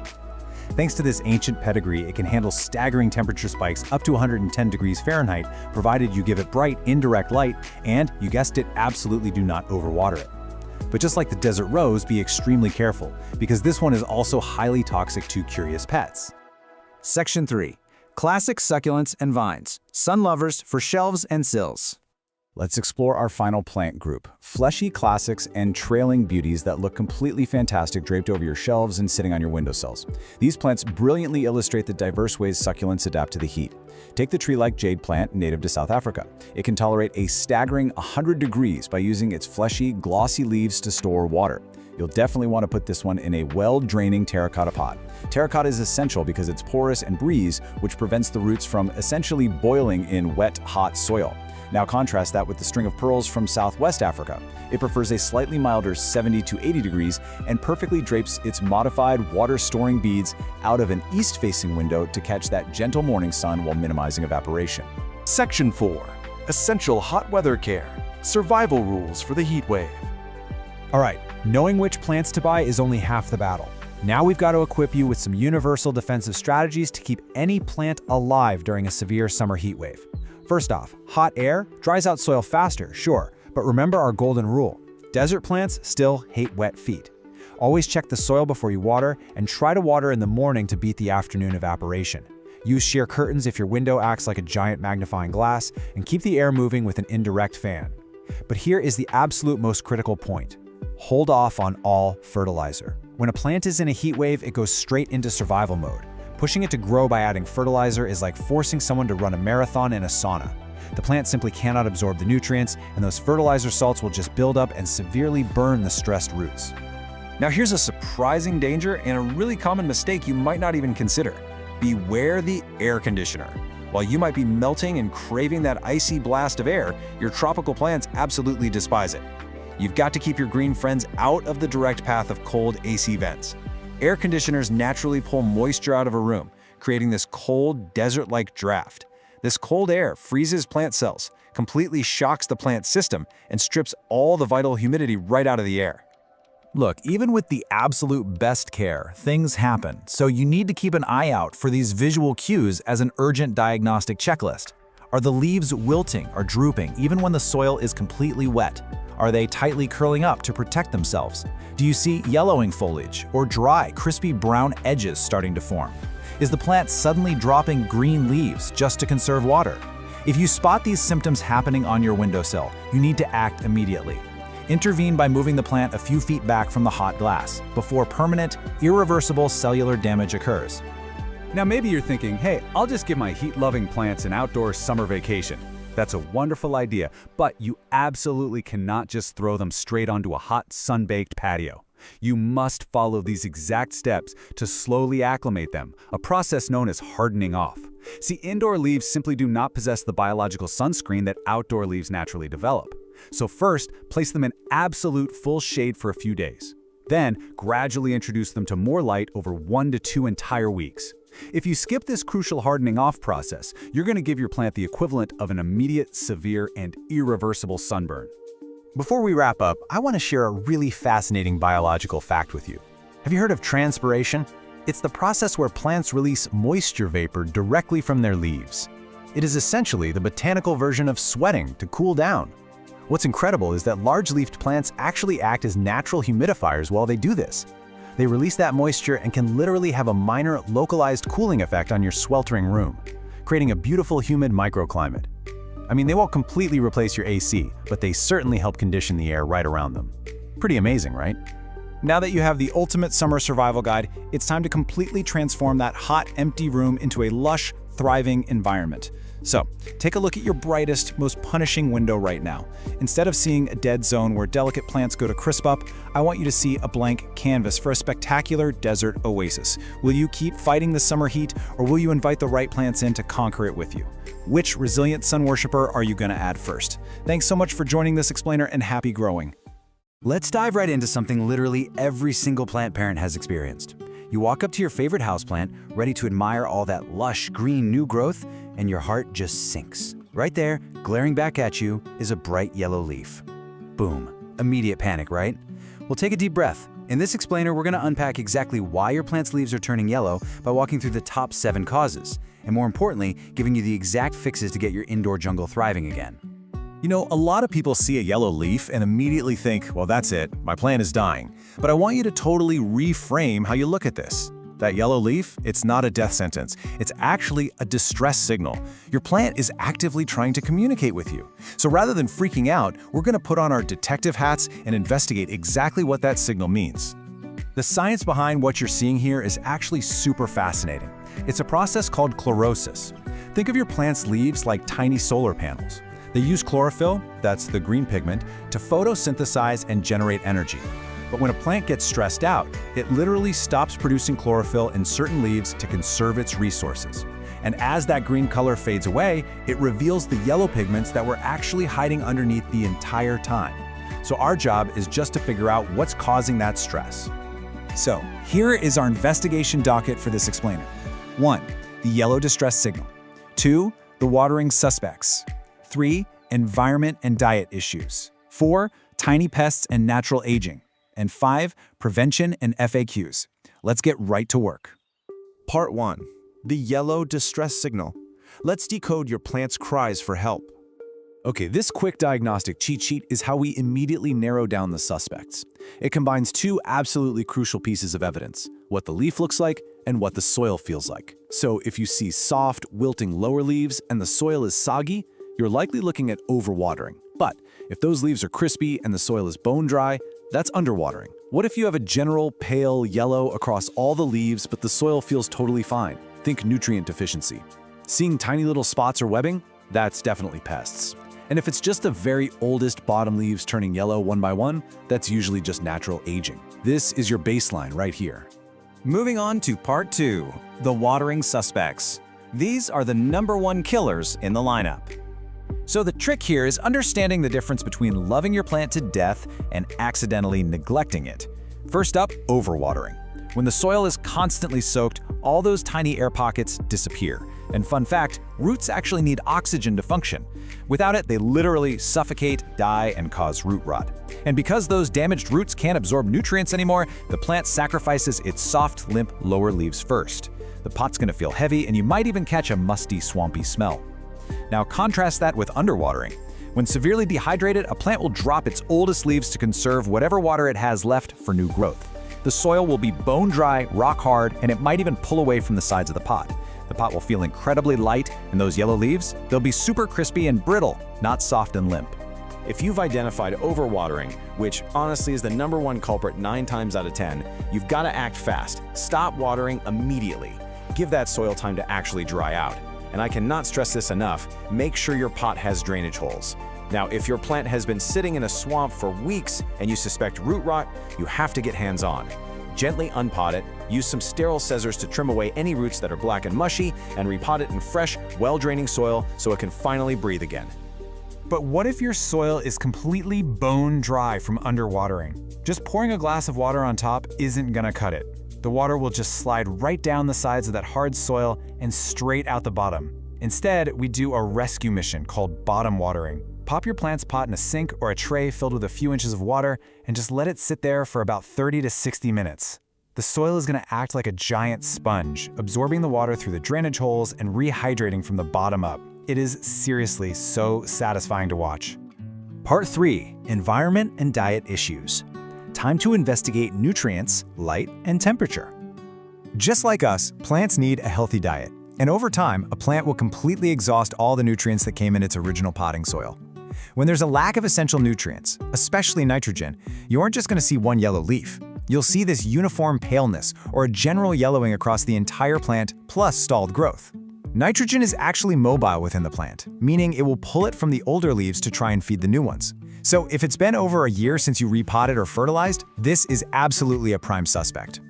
The fix here is super straightforward, but timing is literally everything. During the active growing season, so spring and summer, feed your plant with a balanced, all-purpose liquid fertilizer. But make sure to dilute it to half strength to avoid burning the roots. And actually, scratch that. Never ever fertilize a plant when it's dormant in the winter or if it's currently heavily stressed by something else. Alternatively, you can just give it a fresh start by repotting it into new, nutrient-rich soil. That's a great long-term fix. Next up, lighting. Both extremes here will give you yellow leaves. If your plant is getting too little light, it simply can't photosynthesize, so it drops the leaves furthest from the light source to save energy. On the flip side, if a low-light plant is sitting in a blazing sunbeam, the sun will literally scorch the leaves, bleaching them out into this pale, washed-out yellow or even white. Check your specific plant's light requirements online and just shift its location. Easy fix. We also can't forget about temperature stress. Houseplants are surprisingly sensitive. A sudden exposure to a cold draft from a breezy open window or an AC unit, or even a blast of hot, dry air from a heating vent can totally shock a plant. And what happens when they go into shock? Yep, they quickly turn yellow and drop their leaves. The fix? Just slide your plant over to a more stable, comfortable spot away from those drafts. Part 4. Tiny pests and natural aging. From living invaders to totally normal life cycles. Okay, you might need a magnifying glass for this one. Tiny, sap-sucking insects drain the plant of its nutrients and chlorophyll, but they don't usually cause a perfectly uniform yellowing. Instead, keep an eye out for yellow spots or a weird speckled stippling effect. Inspect the undersides of the leaves for tiny moving dots, fine webbing, which means spider mites, sticky residue called honeydew left by aphids, or white fuzzy bits that scream mealybugs. If you spot these little invaders, step 1 is non-negotiable. Isolate the plant immediately. You do not want these pests spreading like wildfire to the rest of your indoor jungle. Once it's quarantined, give the leaves a really thorough rinse to knock off as many bugs as possible, and then treat it with insecticidal soap or neem oil. Keep repeating that until the whole infestation is gone. And now for our final cause, which is actually a massive relief: natural aging. Sometimes a yellow leaf is literally nothing to worry about. It's totally normal for a plant to just retire and shed its oldest bottom leaves to make room for new growth. If it's just 1 or 2 of the lowest leaves turning yellow and the top of the plant looks super lush and green, don't even sweat it. You don't need to fix a thing. The plant is just doing exactly what nature intended. Finally, Part 5, Prevention and FAQs. This is your prescription for future plant health. All right, let's talk prevention so we can avoid yellow leaves altogether. First up, ditch the strict watering schedule. Plants don't know what a Tuesday is. Instead, use the finger test. Stick your finger an inch or 2 into the soil. Only water when those top couple of inches are actually dry. For bigger pots, grab a moisture meter. Make sure your pots have drainage, match your lighting, fertilize in season, and always do a quick visual check for pests every time you water.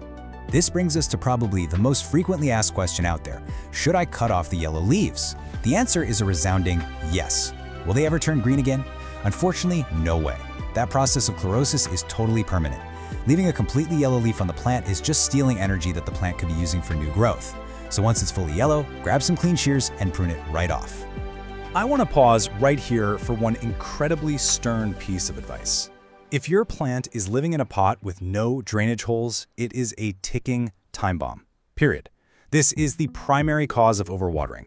When you water it, the water has absolutely nowhere to go. It just pools at the bottom and suffocates those poor roots. Proper drainage is absolutely non-negotiable for houseplant survival.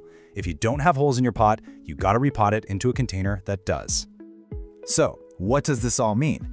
Well, the next time you spot a yellow leaf, remember, you're looking at a distress signal, not a total failure. It's just a puzzle waiting to be solved. And now you've got the exact diagnostic tools to understand what your plants are trying to tell you. The only question is, will you listen and save them, or will that next yellow leaf be their last? Thanks for hanging out for this explainer, and happy growing. We are jumping right into this explainer because, let's be honest, if you're a houseplant parent, you already know the heartbreak. You bring home this gorgeous, vibrant green plant, right? And then, a few weeks later, you look closely and there they are, those dreaded, brown, crispy, curled up tips right on the ends of the leaves. It's incredibly frustrating. But look, you are absolutely not alone. Today, we're tackling this head on. We're gonna answer the ultimate question. Why are my plant leaves getting brown, crispy tips? We'll cover the top 5 causes and exactly how to fix it. Okay, let's dive into this. Why are your plant's leaves getting so crispy in the first place? It's really easy to look at a ruined leaf and feel like you've somehow failed. But I want you to completely reframe how you look at this. The crispy edge isn't a failure at all. It's just a signal. Your plant is simply communicating that there's an environmental imbalance. It's basically raising a tiny brown, crispy flag asking for a little help. And by the end of this explainer, you're going to be completely fluent in translating that exact signal. Here is our quick roadmap for today. We'll start with diagnosing those brown tips, then look at the science of leaf scorch, cover the top 5 causes and fixes, and wrap up with preventing future brown tips. Let's get started. Section 1. Diagnosing brown crispy tips. Time to put on our plant detective hats. Matching what you see with how the soil feels is this amazing simple trick that points straight to our culprits. So, for example, if you see brown tips plus yellowing lower leaves and the soil feels like an absolute brick, you're definitely dealing with underwatering. But if you just have brown tips, especially on your tropicals, and the soil is perfectly moist, well, low humidity is your #1 culprit. And pay attention to this one. If there is a distinct yellow halo separating that dead brown tip from the healthy green leaf, you almost certainly have a water quality issue.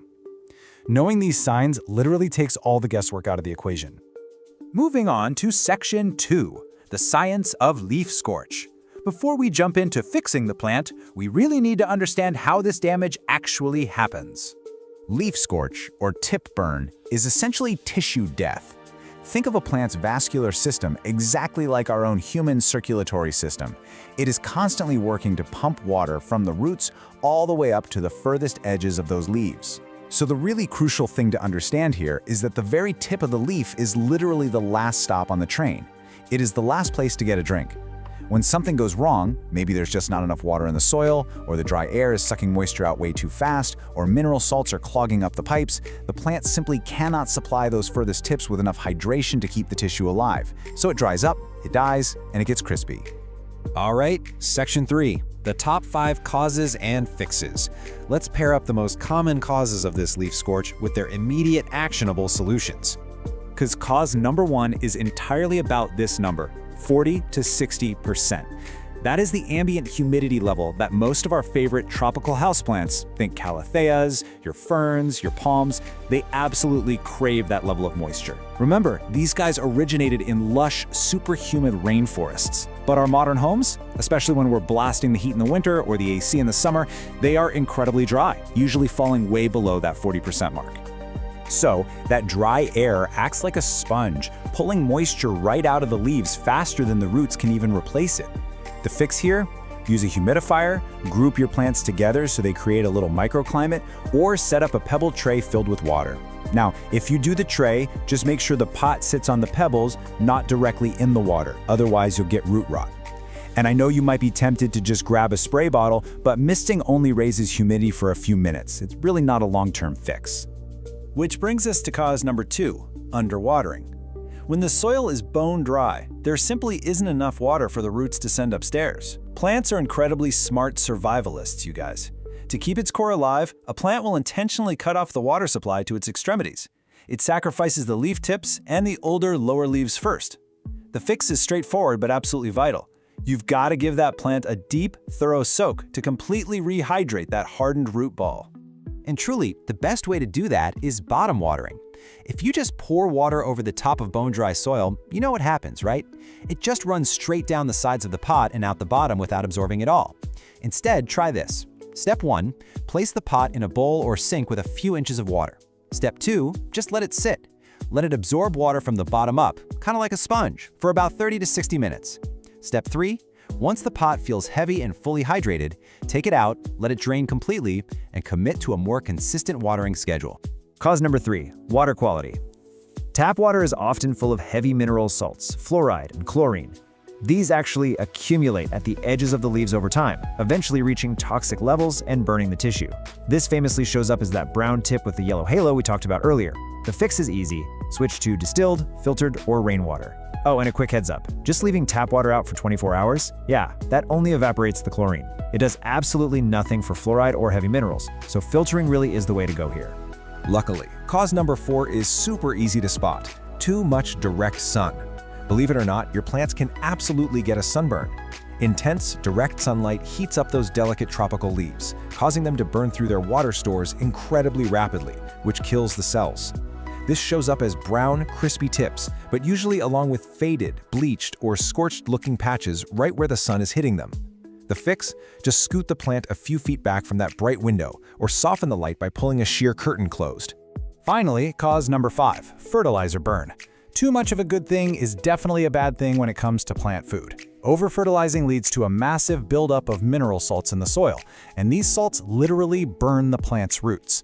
If the roots are damaged, they can't absorb water properly, and boom, we're right back to vascular failure and those brown, crispy tips. You'll usually see this happen a week or 2 after you fed a plant, especially if you gave a full-strength dose while the soil was totally dry. So, how do you rescue a plant with fertilizer burn? You have to flush the soil. Pick up your plant and take it straight to the sink or the shower. Turn the water on lukewarm, never hot, never freezing cold, and just let a slow, steady stream run continuously through the soil and out the drainage holes for several minutes. This literally washes those excess fertilizer salts right out of the dirt. It is a total lifesaver. After you do this, hold off on feeding it for at least 1 to 2 months so the roots can heal. When you do resume fertilizing, always dilute it to half strength. Section 4. Preventing future brown tips.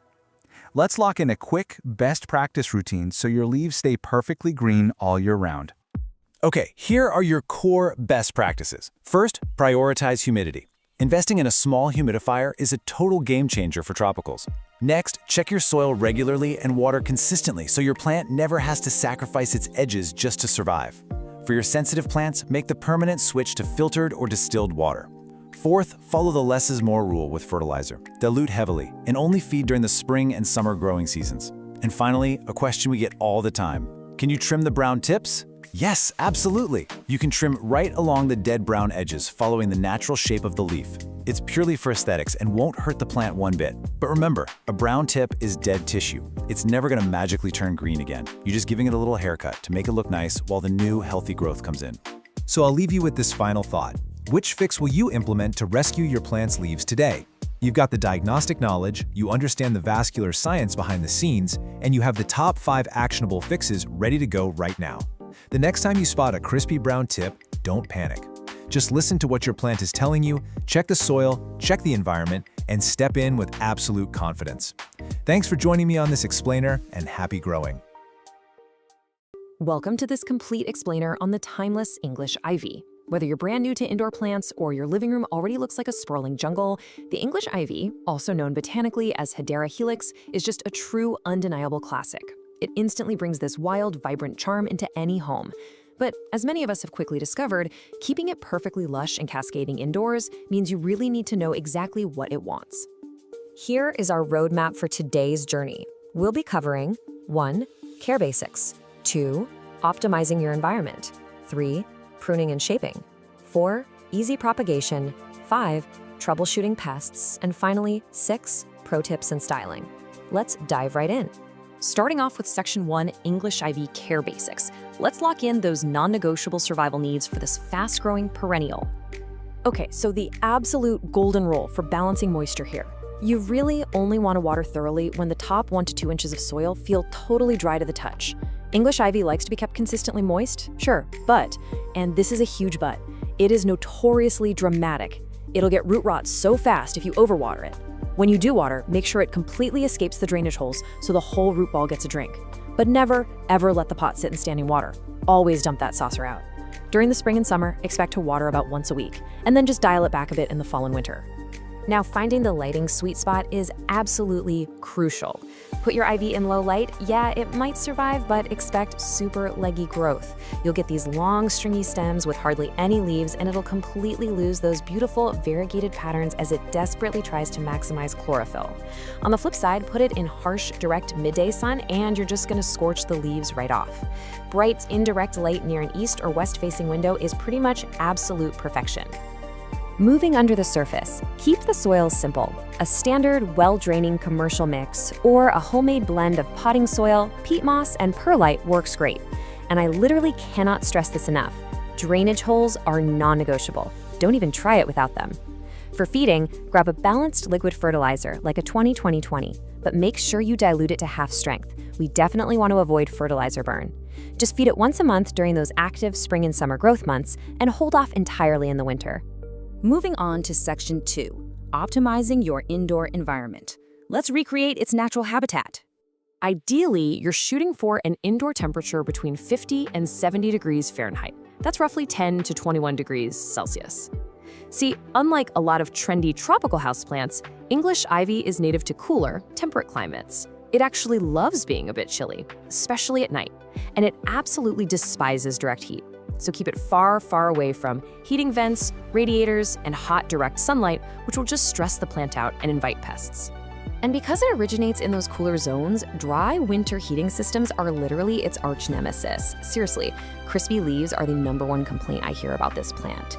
If your air is too dry, those leaf edges will go brown and crispy so incredibly fast.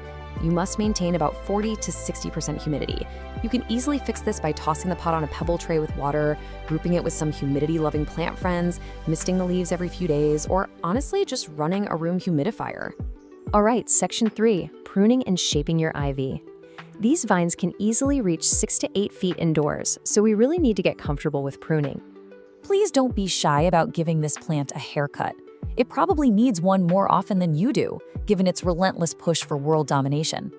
Snipping the ends directly tells the plant to push out denser, bushier foliage, instead of just growing one sad, long vine. Spring or summer is the absolute best time for a major trim. Grab some clean, sharp scissors, make your cut just above a leaf, and aggressively trim back those leggy vines to force branching and keep the whole thing beautifully compact. And because it grows at lightning speed, your ivy will usually need repotting every 1 to 2 years. You'll know it's time when the roots literally start escaping out the drainage holes, or if you notice the soil drying out insanely fast. When you do repot in the spring, only step up to a fresh pot that's 1, maybe 2 inches wider in diameter. If you put it in a massive pot, that excess soil holds way too much water, and bam, we're right back to our worst enemy, root rot. Next up is Section 4, easy English ivy propagation. Let's multiply your plants for free. You know, you could propagate directly in soil with rooting hormone and a plastic bag for humidity, but honestly, the water method is foolproof. Plus, you get to actually watch the roots develop, which is super satisfying. Just take a healthy 4 to 6 inch cutting, snip off the bottom couple of leaves to expose the nodes, those are the little bumps right on the stem, and pop those nodes into a glass of room temperature water. Change the water out every few days, give it 2 to 4 weeks, and you'll have a solid inch of healthy roots ready to be planted in soil. It is really that easy. Okay, Section 5, troubleshooting pests and problems. Even the experts face challenges, so let's diagnose and fix some common failures. Why are the leaves getting crispy and brown? This is, without a doubt, the most common question we get.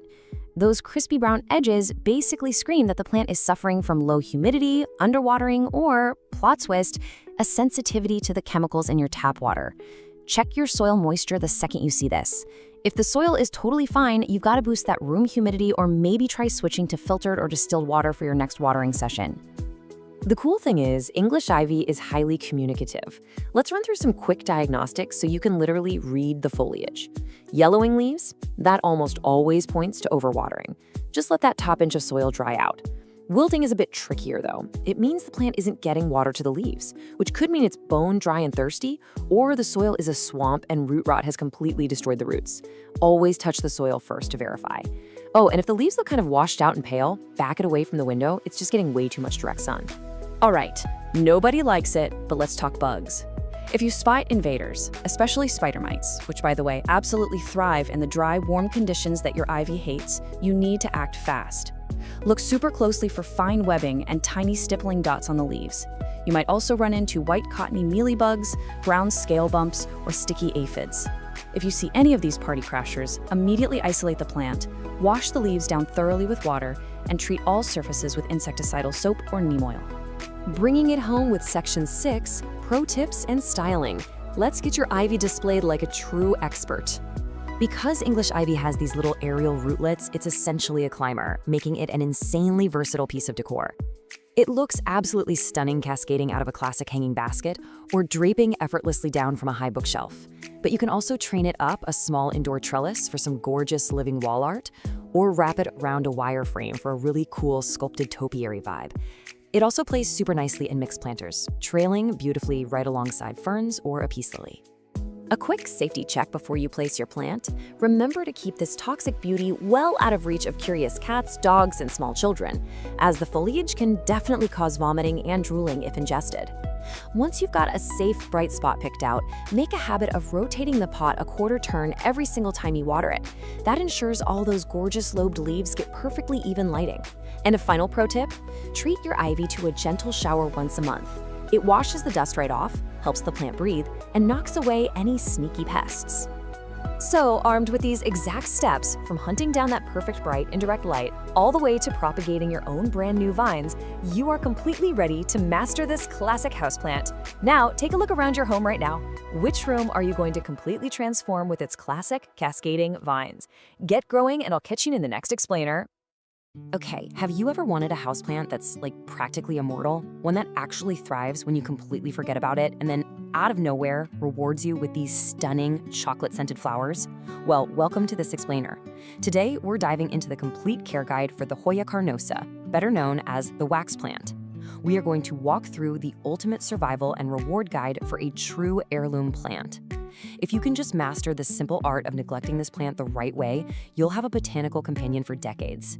So here's our roadmap for today. First, we'll meet the immortal wax plant. Second, we're going over the essential Hoya care rules. Third, we'll learn the taco test for watering. Fourth, defeating common Hoya pests. Fifth, unlocking those porcelain blooms. And finally, propagating your heirloom plant. Let's get right into it. Section 1. Meet the immortal wax plant, a lifelong heirloom companion. Imagine a plant that's basically the perfect hybrid. It gives you the lush, trailing vibe of a pothos, but with the extreme drought tolerance of a jade plant. It's wild. To really grasp what we're dealing with here, look at this quote from plant expert Anastasia Bermeslow. She talks about having a Hoya propagated from a cutting taken all the way back in 1985. She calls them heirloom plants. So we're not talking about some trendy, delicate little thing that you buy and throw away when it dies a year later. This is a multi-decade investment. Honestly, it routinely outlives its owners. All right, Section 2, Essential Hoya Care Rules, Building the Foundation. To really succeed with a Hoya and build that foundation, we actually have to completely untrain ourselves from standard houseplant care. Seriously, standard potting soil and your normal watering schedule, that'll quickly kill this plant. Instead, we've got to look at how the Hoya carnosa lives in the wild. It's an epicite. What does that mean? Well, in the wild subtropical forests of East Asia and Australia, it doesn't even grow in the dirt. It actually grows clinging to tree trunks and branches, with its roots just exposed to the breeze. Because of this, Hoyas absolutely hate having wet feet. Their roots literally need to breathe, or they're gonna rot fast. And this brilliantly shows exactly how we mimic that wild tree bark environment right in a pot. Remember, standard soil is way too dense and it'll suffocate the plant. Check out this DIY chunky soil recipe instead. You're gonna want 1 part potting soil for base moisture and nutrients, 1 part perlite or pumice for drainage, and 1 part orchid bark to create these large air gaps. Mixing these in equal parts creates massive air pockets, and that means even right after you water it, oxygen can still reach those super sensitive epiphytic roots. It's a real game changer. Moving on to Section 3, the taco test for watering. Stop guessing, start testing. The golden rule for our complete care guide is this: water deeply, but infrequently. Honestly, you should only water when the soil is 100% dry. But how do you actually know for sure?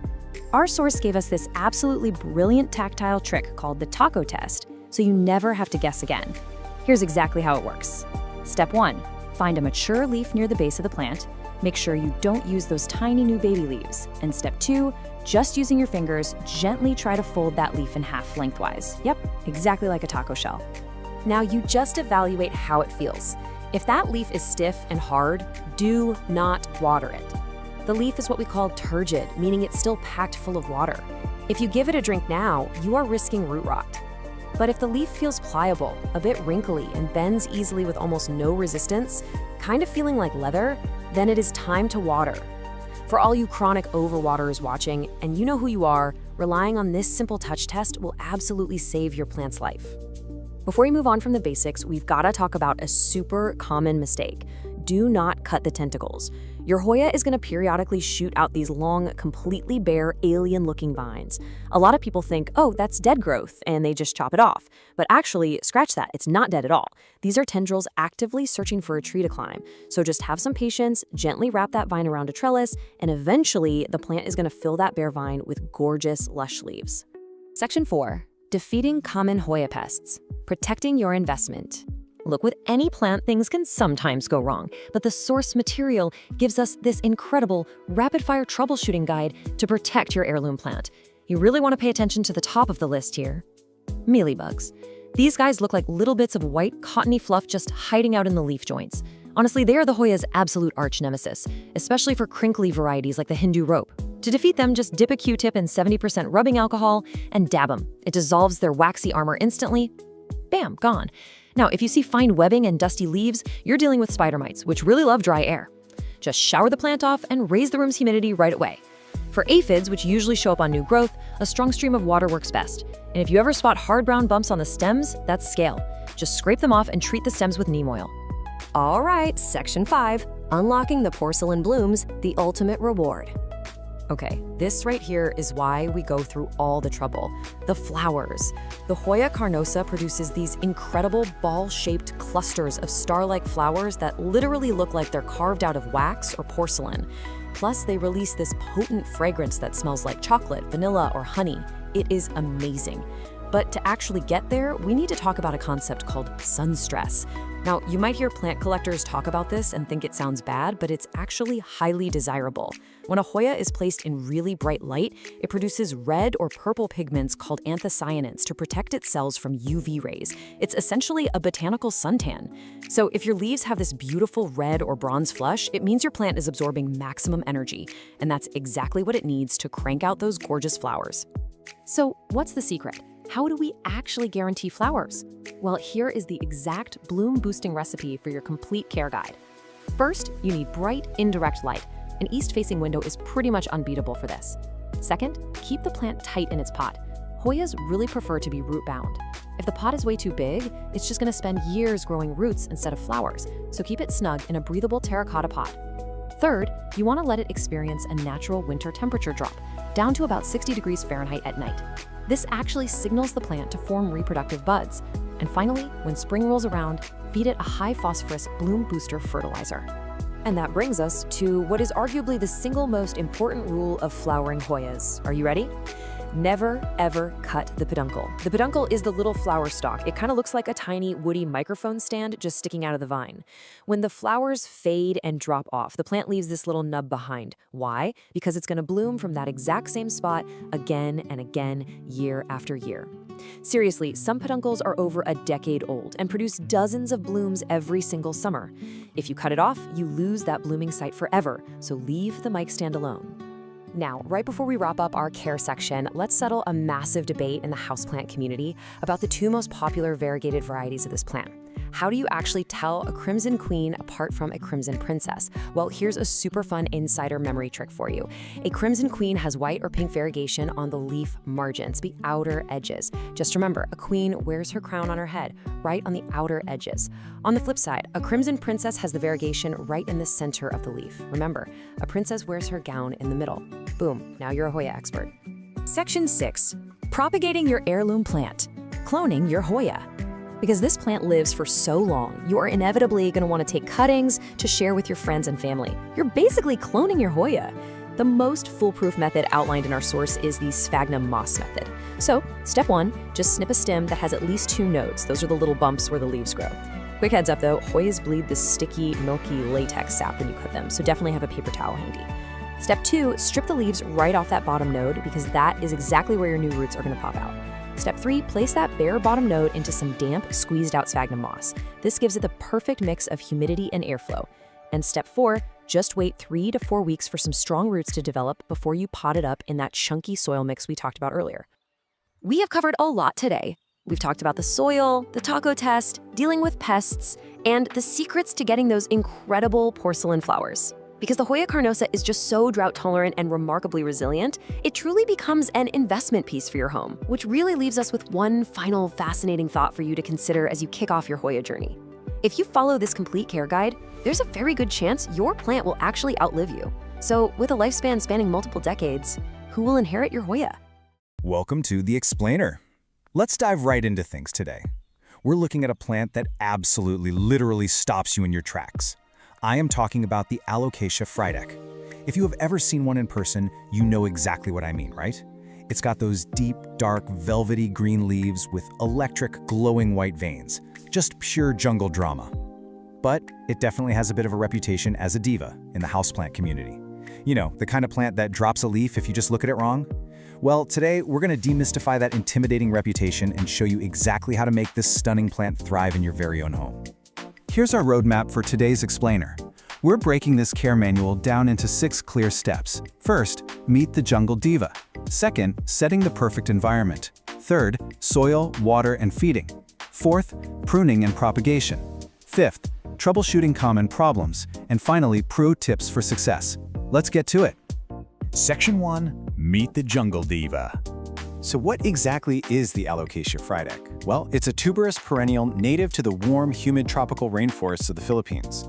You might actually see it sold under the name green velvet alocasia. And yeah, while it definitely requires a bit of extra structured care compared to, say, your standard pothos or snake plant to maintain those magnificent leaves, the reward is totally incredible. It's an absolute showstopper that adds this touch of luxurious, exotic beauty to any indoor collection. Which brings us to our golden rule for today's explainer. The key to a happy frydek is consistency. I really want you to remember this. Success with this plant isn't about being born with some magic green thumb. Not at all. It is entirely about creating consistent, stable environmental conditions that mimic its natural habitat. If you can provide stability and avoid wild swings in your care routine, this diva will reward you endlessly. Section 2. Setting the perfect environment. Look at that target humidity range, 60 to 80%. This is absolutely non-negotiable if you want perfection. Seriously, high humidity is the biggest secret to keeping a frydek happy. Think of it like a high-end daily spa treatment for your plant. If your air drops below this range, you are on a fast track to those dreaded brown, crispy leaf edges. You can hit these numbers pretty easily though. Use a room humidifier, place the pot on a pebbled tray, or group it tightly with other humidity-loving plants to create a nice little microclimate. Beyond humidity, we gotta talk about foundational lighting and temperature. You want bright, indirect light. An east-facing window is usually the absolute sweet spot. The crucial point here is to avoid harsh, direct sunlight. Direct sun will quickly scorch those beautiful velvety leaves and fade their amazing color. Temperature-wise, keep things cozy, right between 65 and 85 degrees Fahrenheit.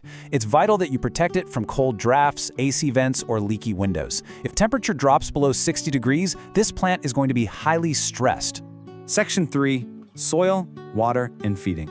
Now this is tricky because both overwatering and underwatering can cause your plant's leaves to droop or wilt. So how do you know which is which? Well, overwatering usually shows up with yellowing lower leaves and a mushy stem base, while underwatering leaves the topsoil completely bone dry. The absolute golden rule here: always physically touch the top 1 to 2 inches of the soil before you water. Literally stick your finger in there. If it's dry, give it a thorough soak. If it's still wet, wait. Letting it sit in soggy soil is a guaranteed recipe for root rot. And speaking of healthy roots, let's talk about soil. Standard indoor potting soil on its own is way too dense. It'll hold way too much water and just suffocate the root system. Instead, you want to whip up this ideal DIY chunky soil mix. Take equal parts of a high-quality potting mix, perlite, and orchid bark. You can also throw in some cocoa coir or worm castings for extra nutrients if you want. This creates an airy, chunky texture that drains really quickly, but still retains just enough moisture for the plant to drink. To fuel those massive, stunning leaves, you'll also need a solid feeding regimen. fertilize your Frydek once a month during its active growing seasons, so that's spring and summer. Use a balanced liquid fertilizer like a 10-10-10 or 20-20-20, but dilute it to half strength. And here's a absolutely critical tip. Always apply it to already moist soil to avoid burning the delicate roots. Once fall and winter roll around, you need to stop feeding completely because the plant's growth naturally slows down. Section 4. Pruning and propagation. Unlike a lot of houseplants, you can't propagate a Frydek from a simple leaf cutting. Instead, you propagate through corms. When you repot your plant, you'll likely find these little bulb-like corms hiding in the soil, right attached to the root system. Gently detach them and peel off that brown, papery outer layer. That helps them sprout faster. Then, nestle them in moist sphagnum moss or perlite and cover them with a plastic dome to trap in that high humidity we talked about. Keep them in a warm, bright spot and just wait. It requires some patience, sometimes weeks or even months, but growing brand new baby plants this way is incredibly rewarding. Section 5. Troubleshooting common problems. Okay, let's look at the most common freakouts you might face with this diva. If you see brown, crispy edges, your air is simply too dry. Pump up that humidity immediately. If you spot fine, delicate webbing underneath the leaves, you've got spider mites.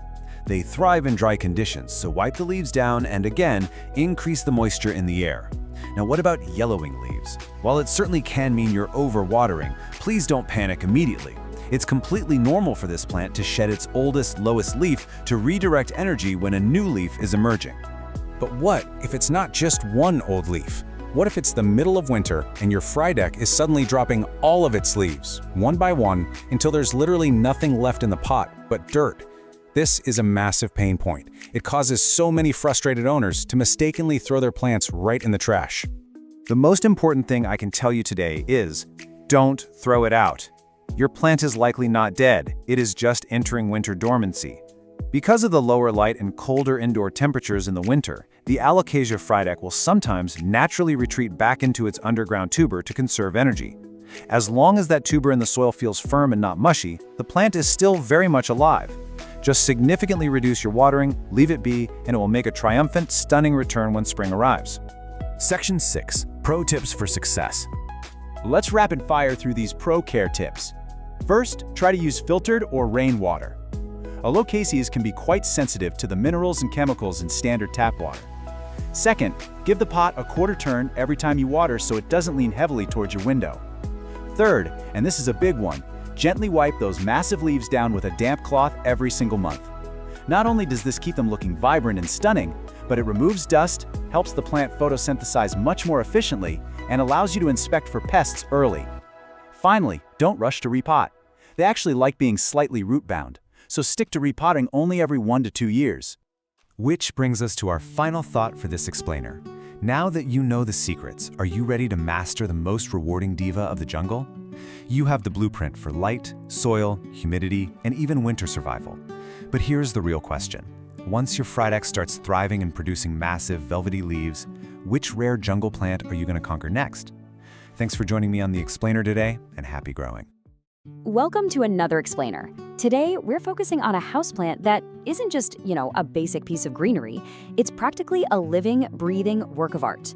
We're talking about the incredible Philodendron Brazil. If you're looking for that lush, tropical jungle vibe, but you want something with a bit more artistic flair than your standard green foliage, you are in exactly the right place. This plant is a fantastic, highly communicative artist's canvas. And by the end of this explainer, you're going to know exactly how to master its care, no matter your current experience level. Okay, let's dive into this. Here is our roadmap for today. First, we'll meet the Brazil. Second, mastering light and water. Third, perfecting soil and environment. Fourth, pruning and propagation. And finally, troubleshooting and pro tips. Section 1. Meet the Brazil, the communicative canvas.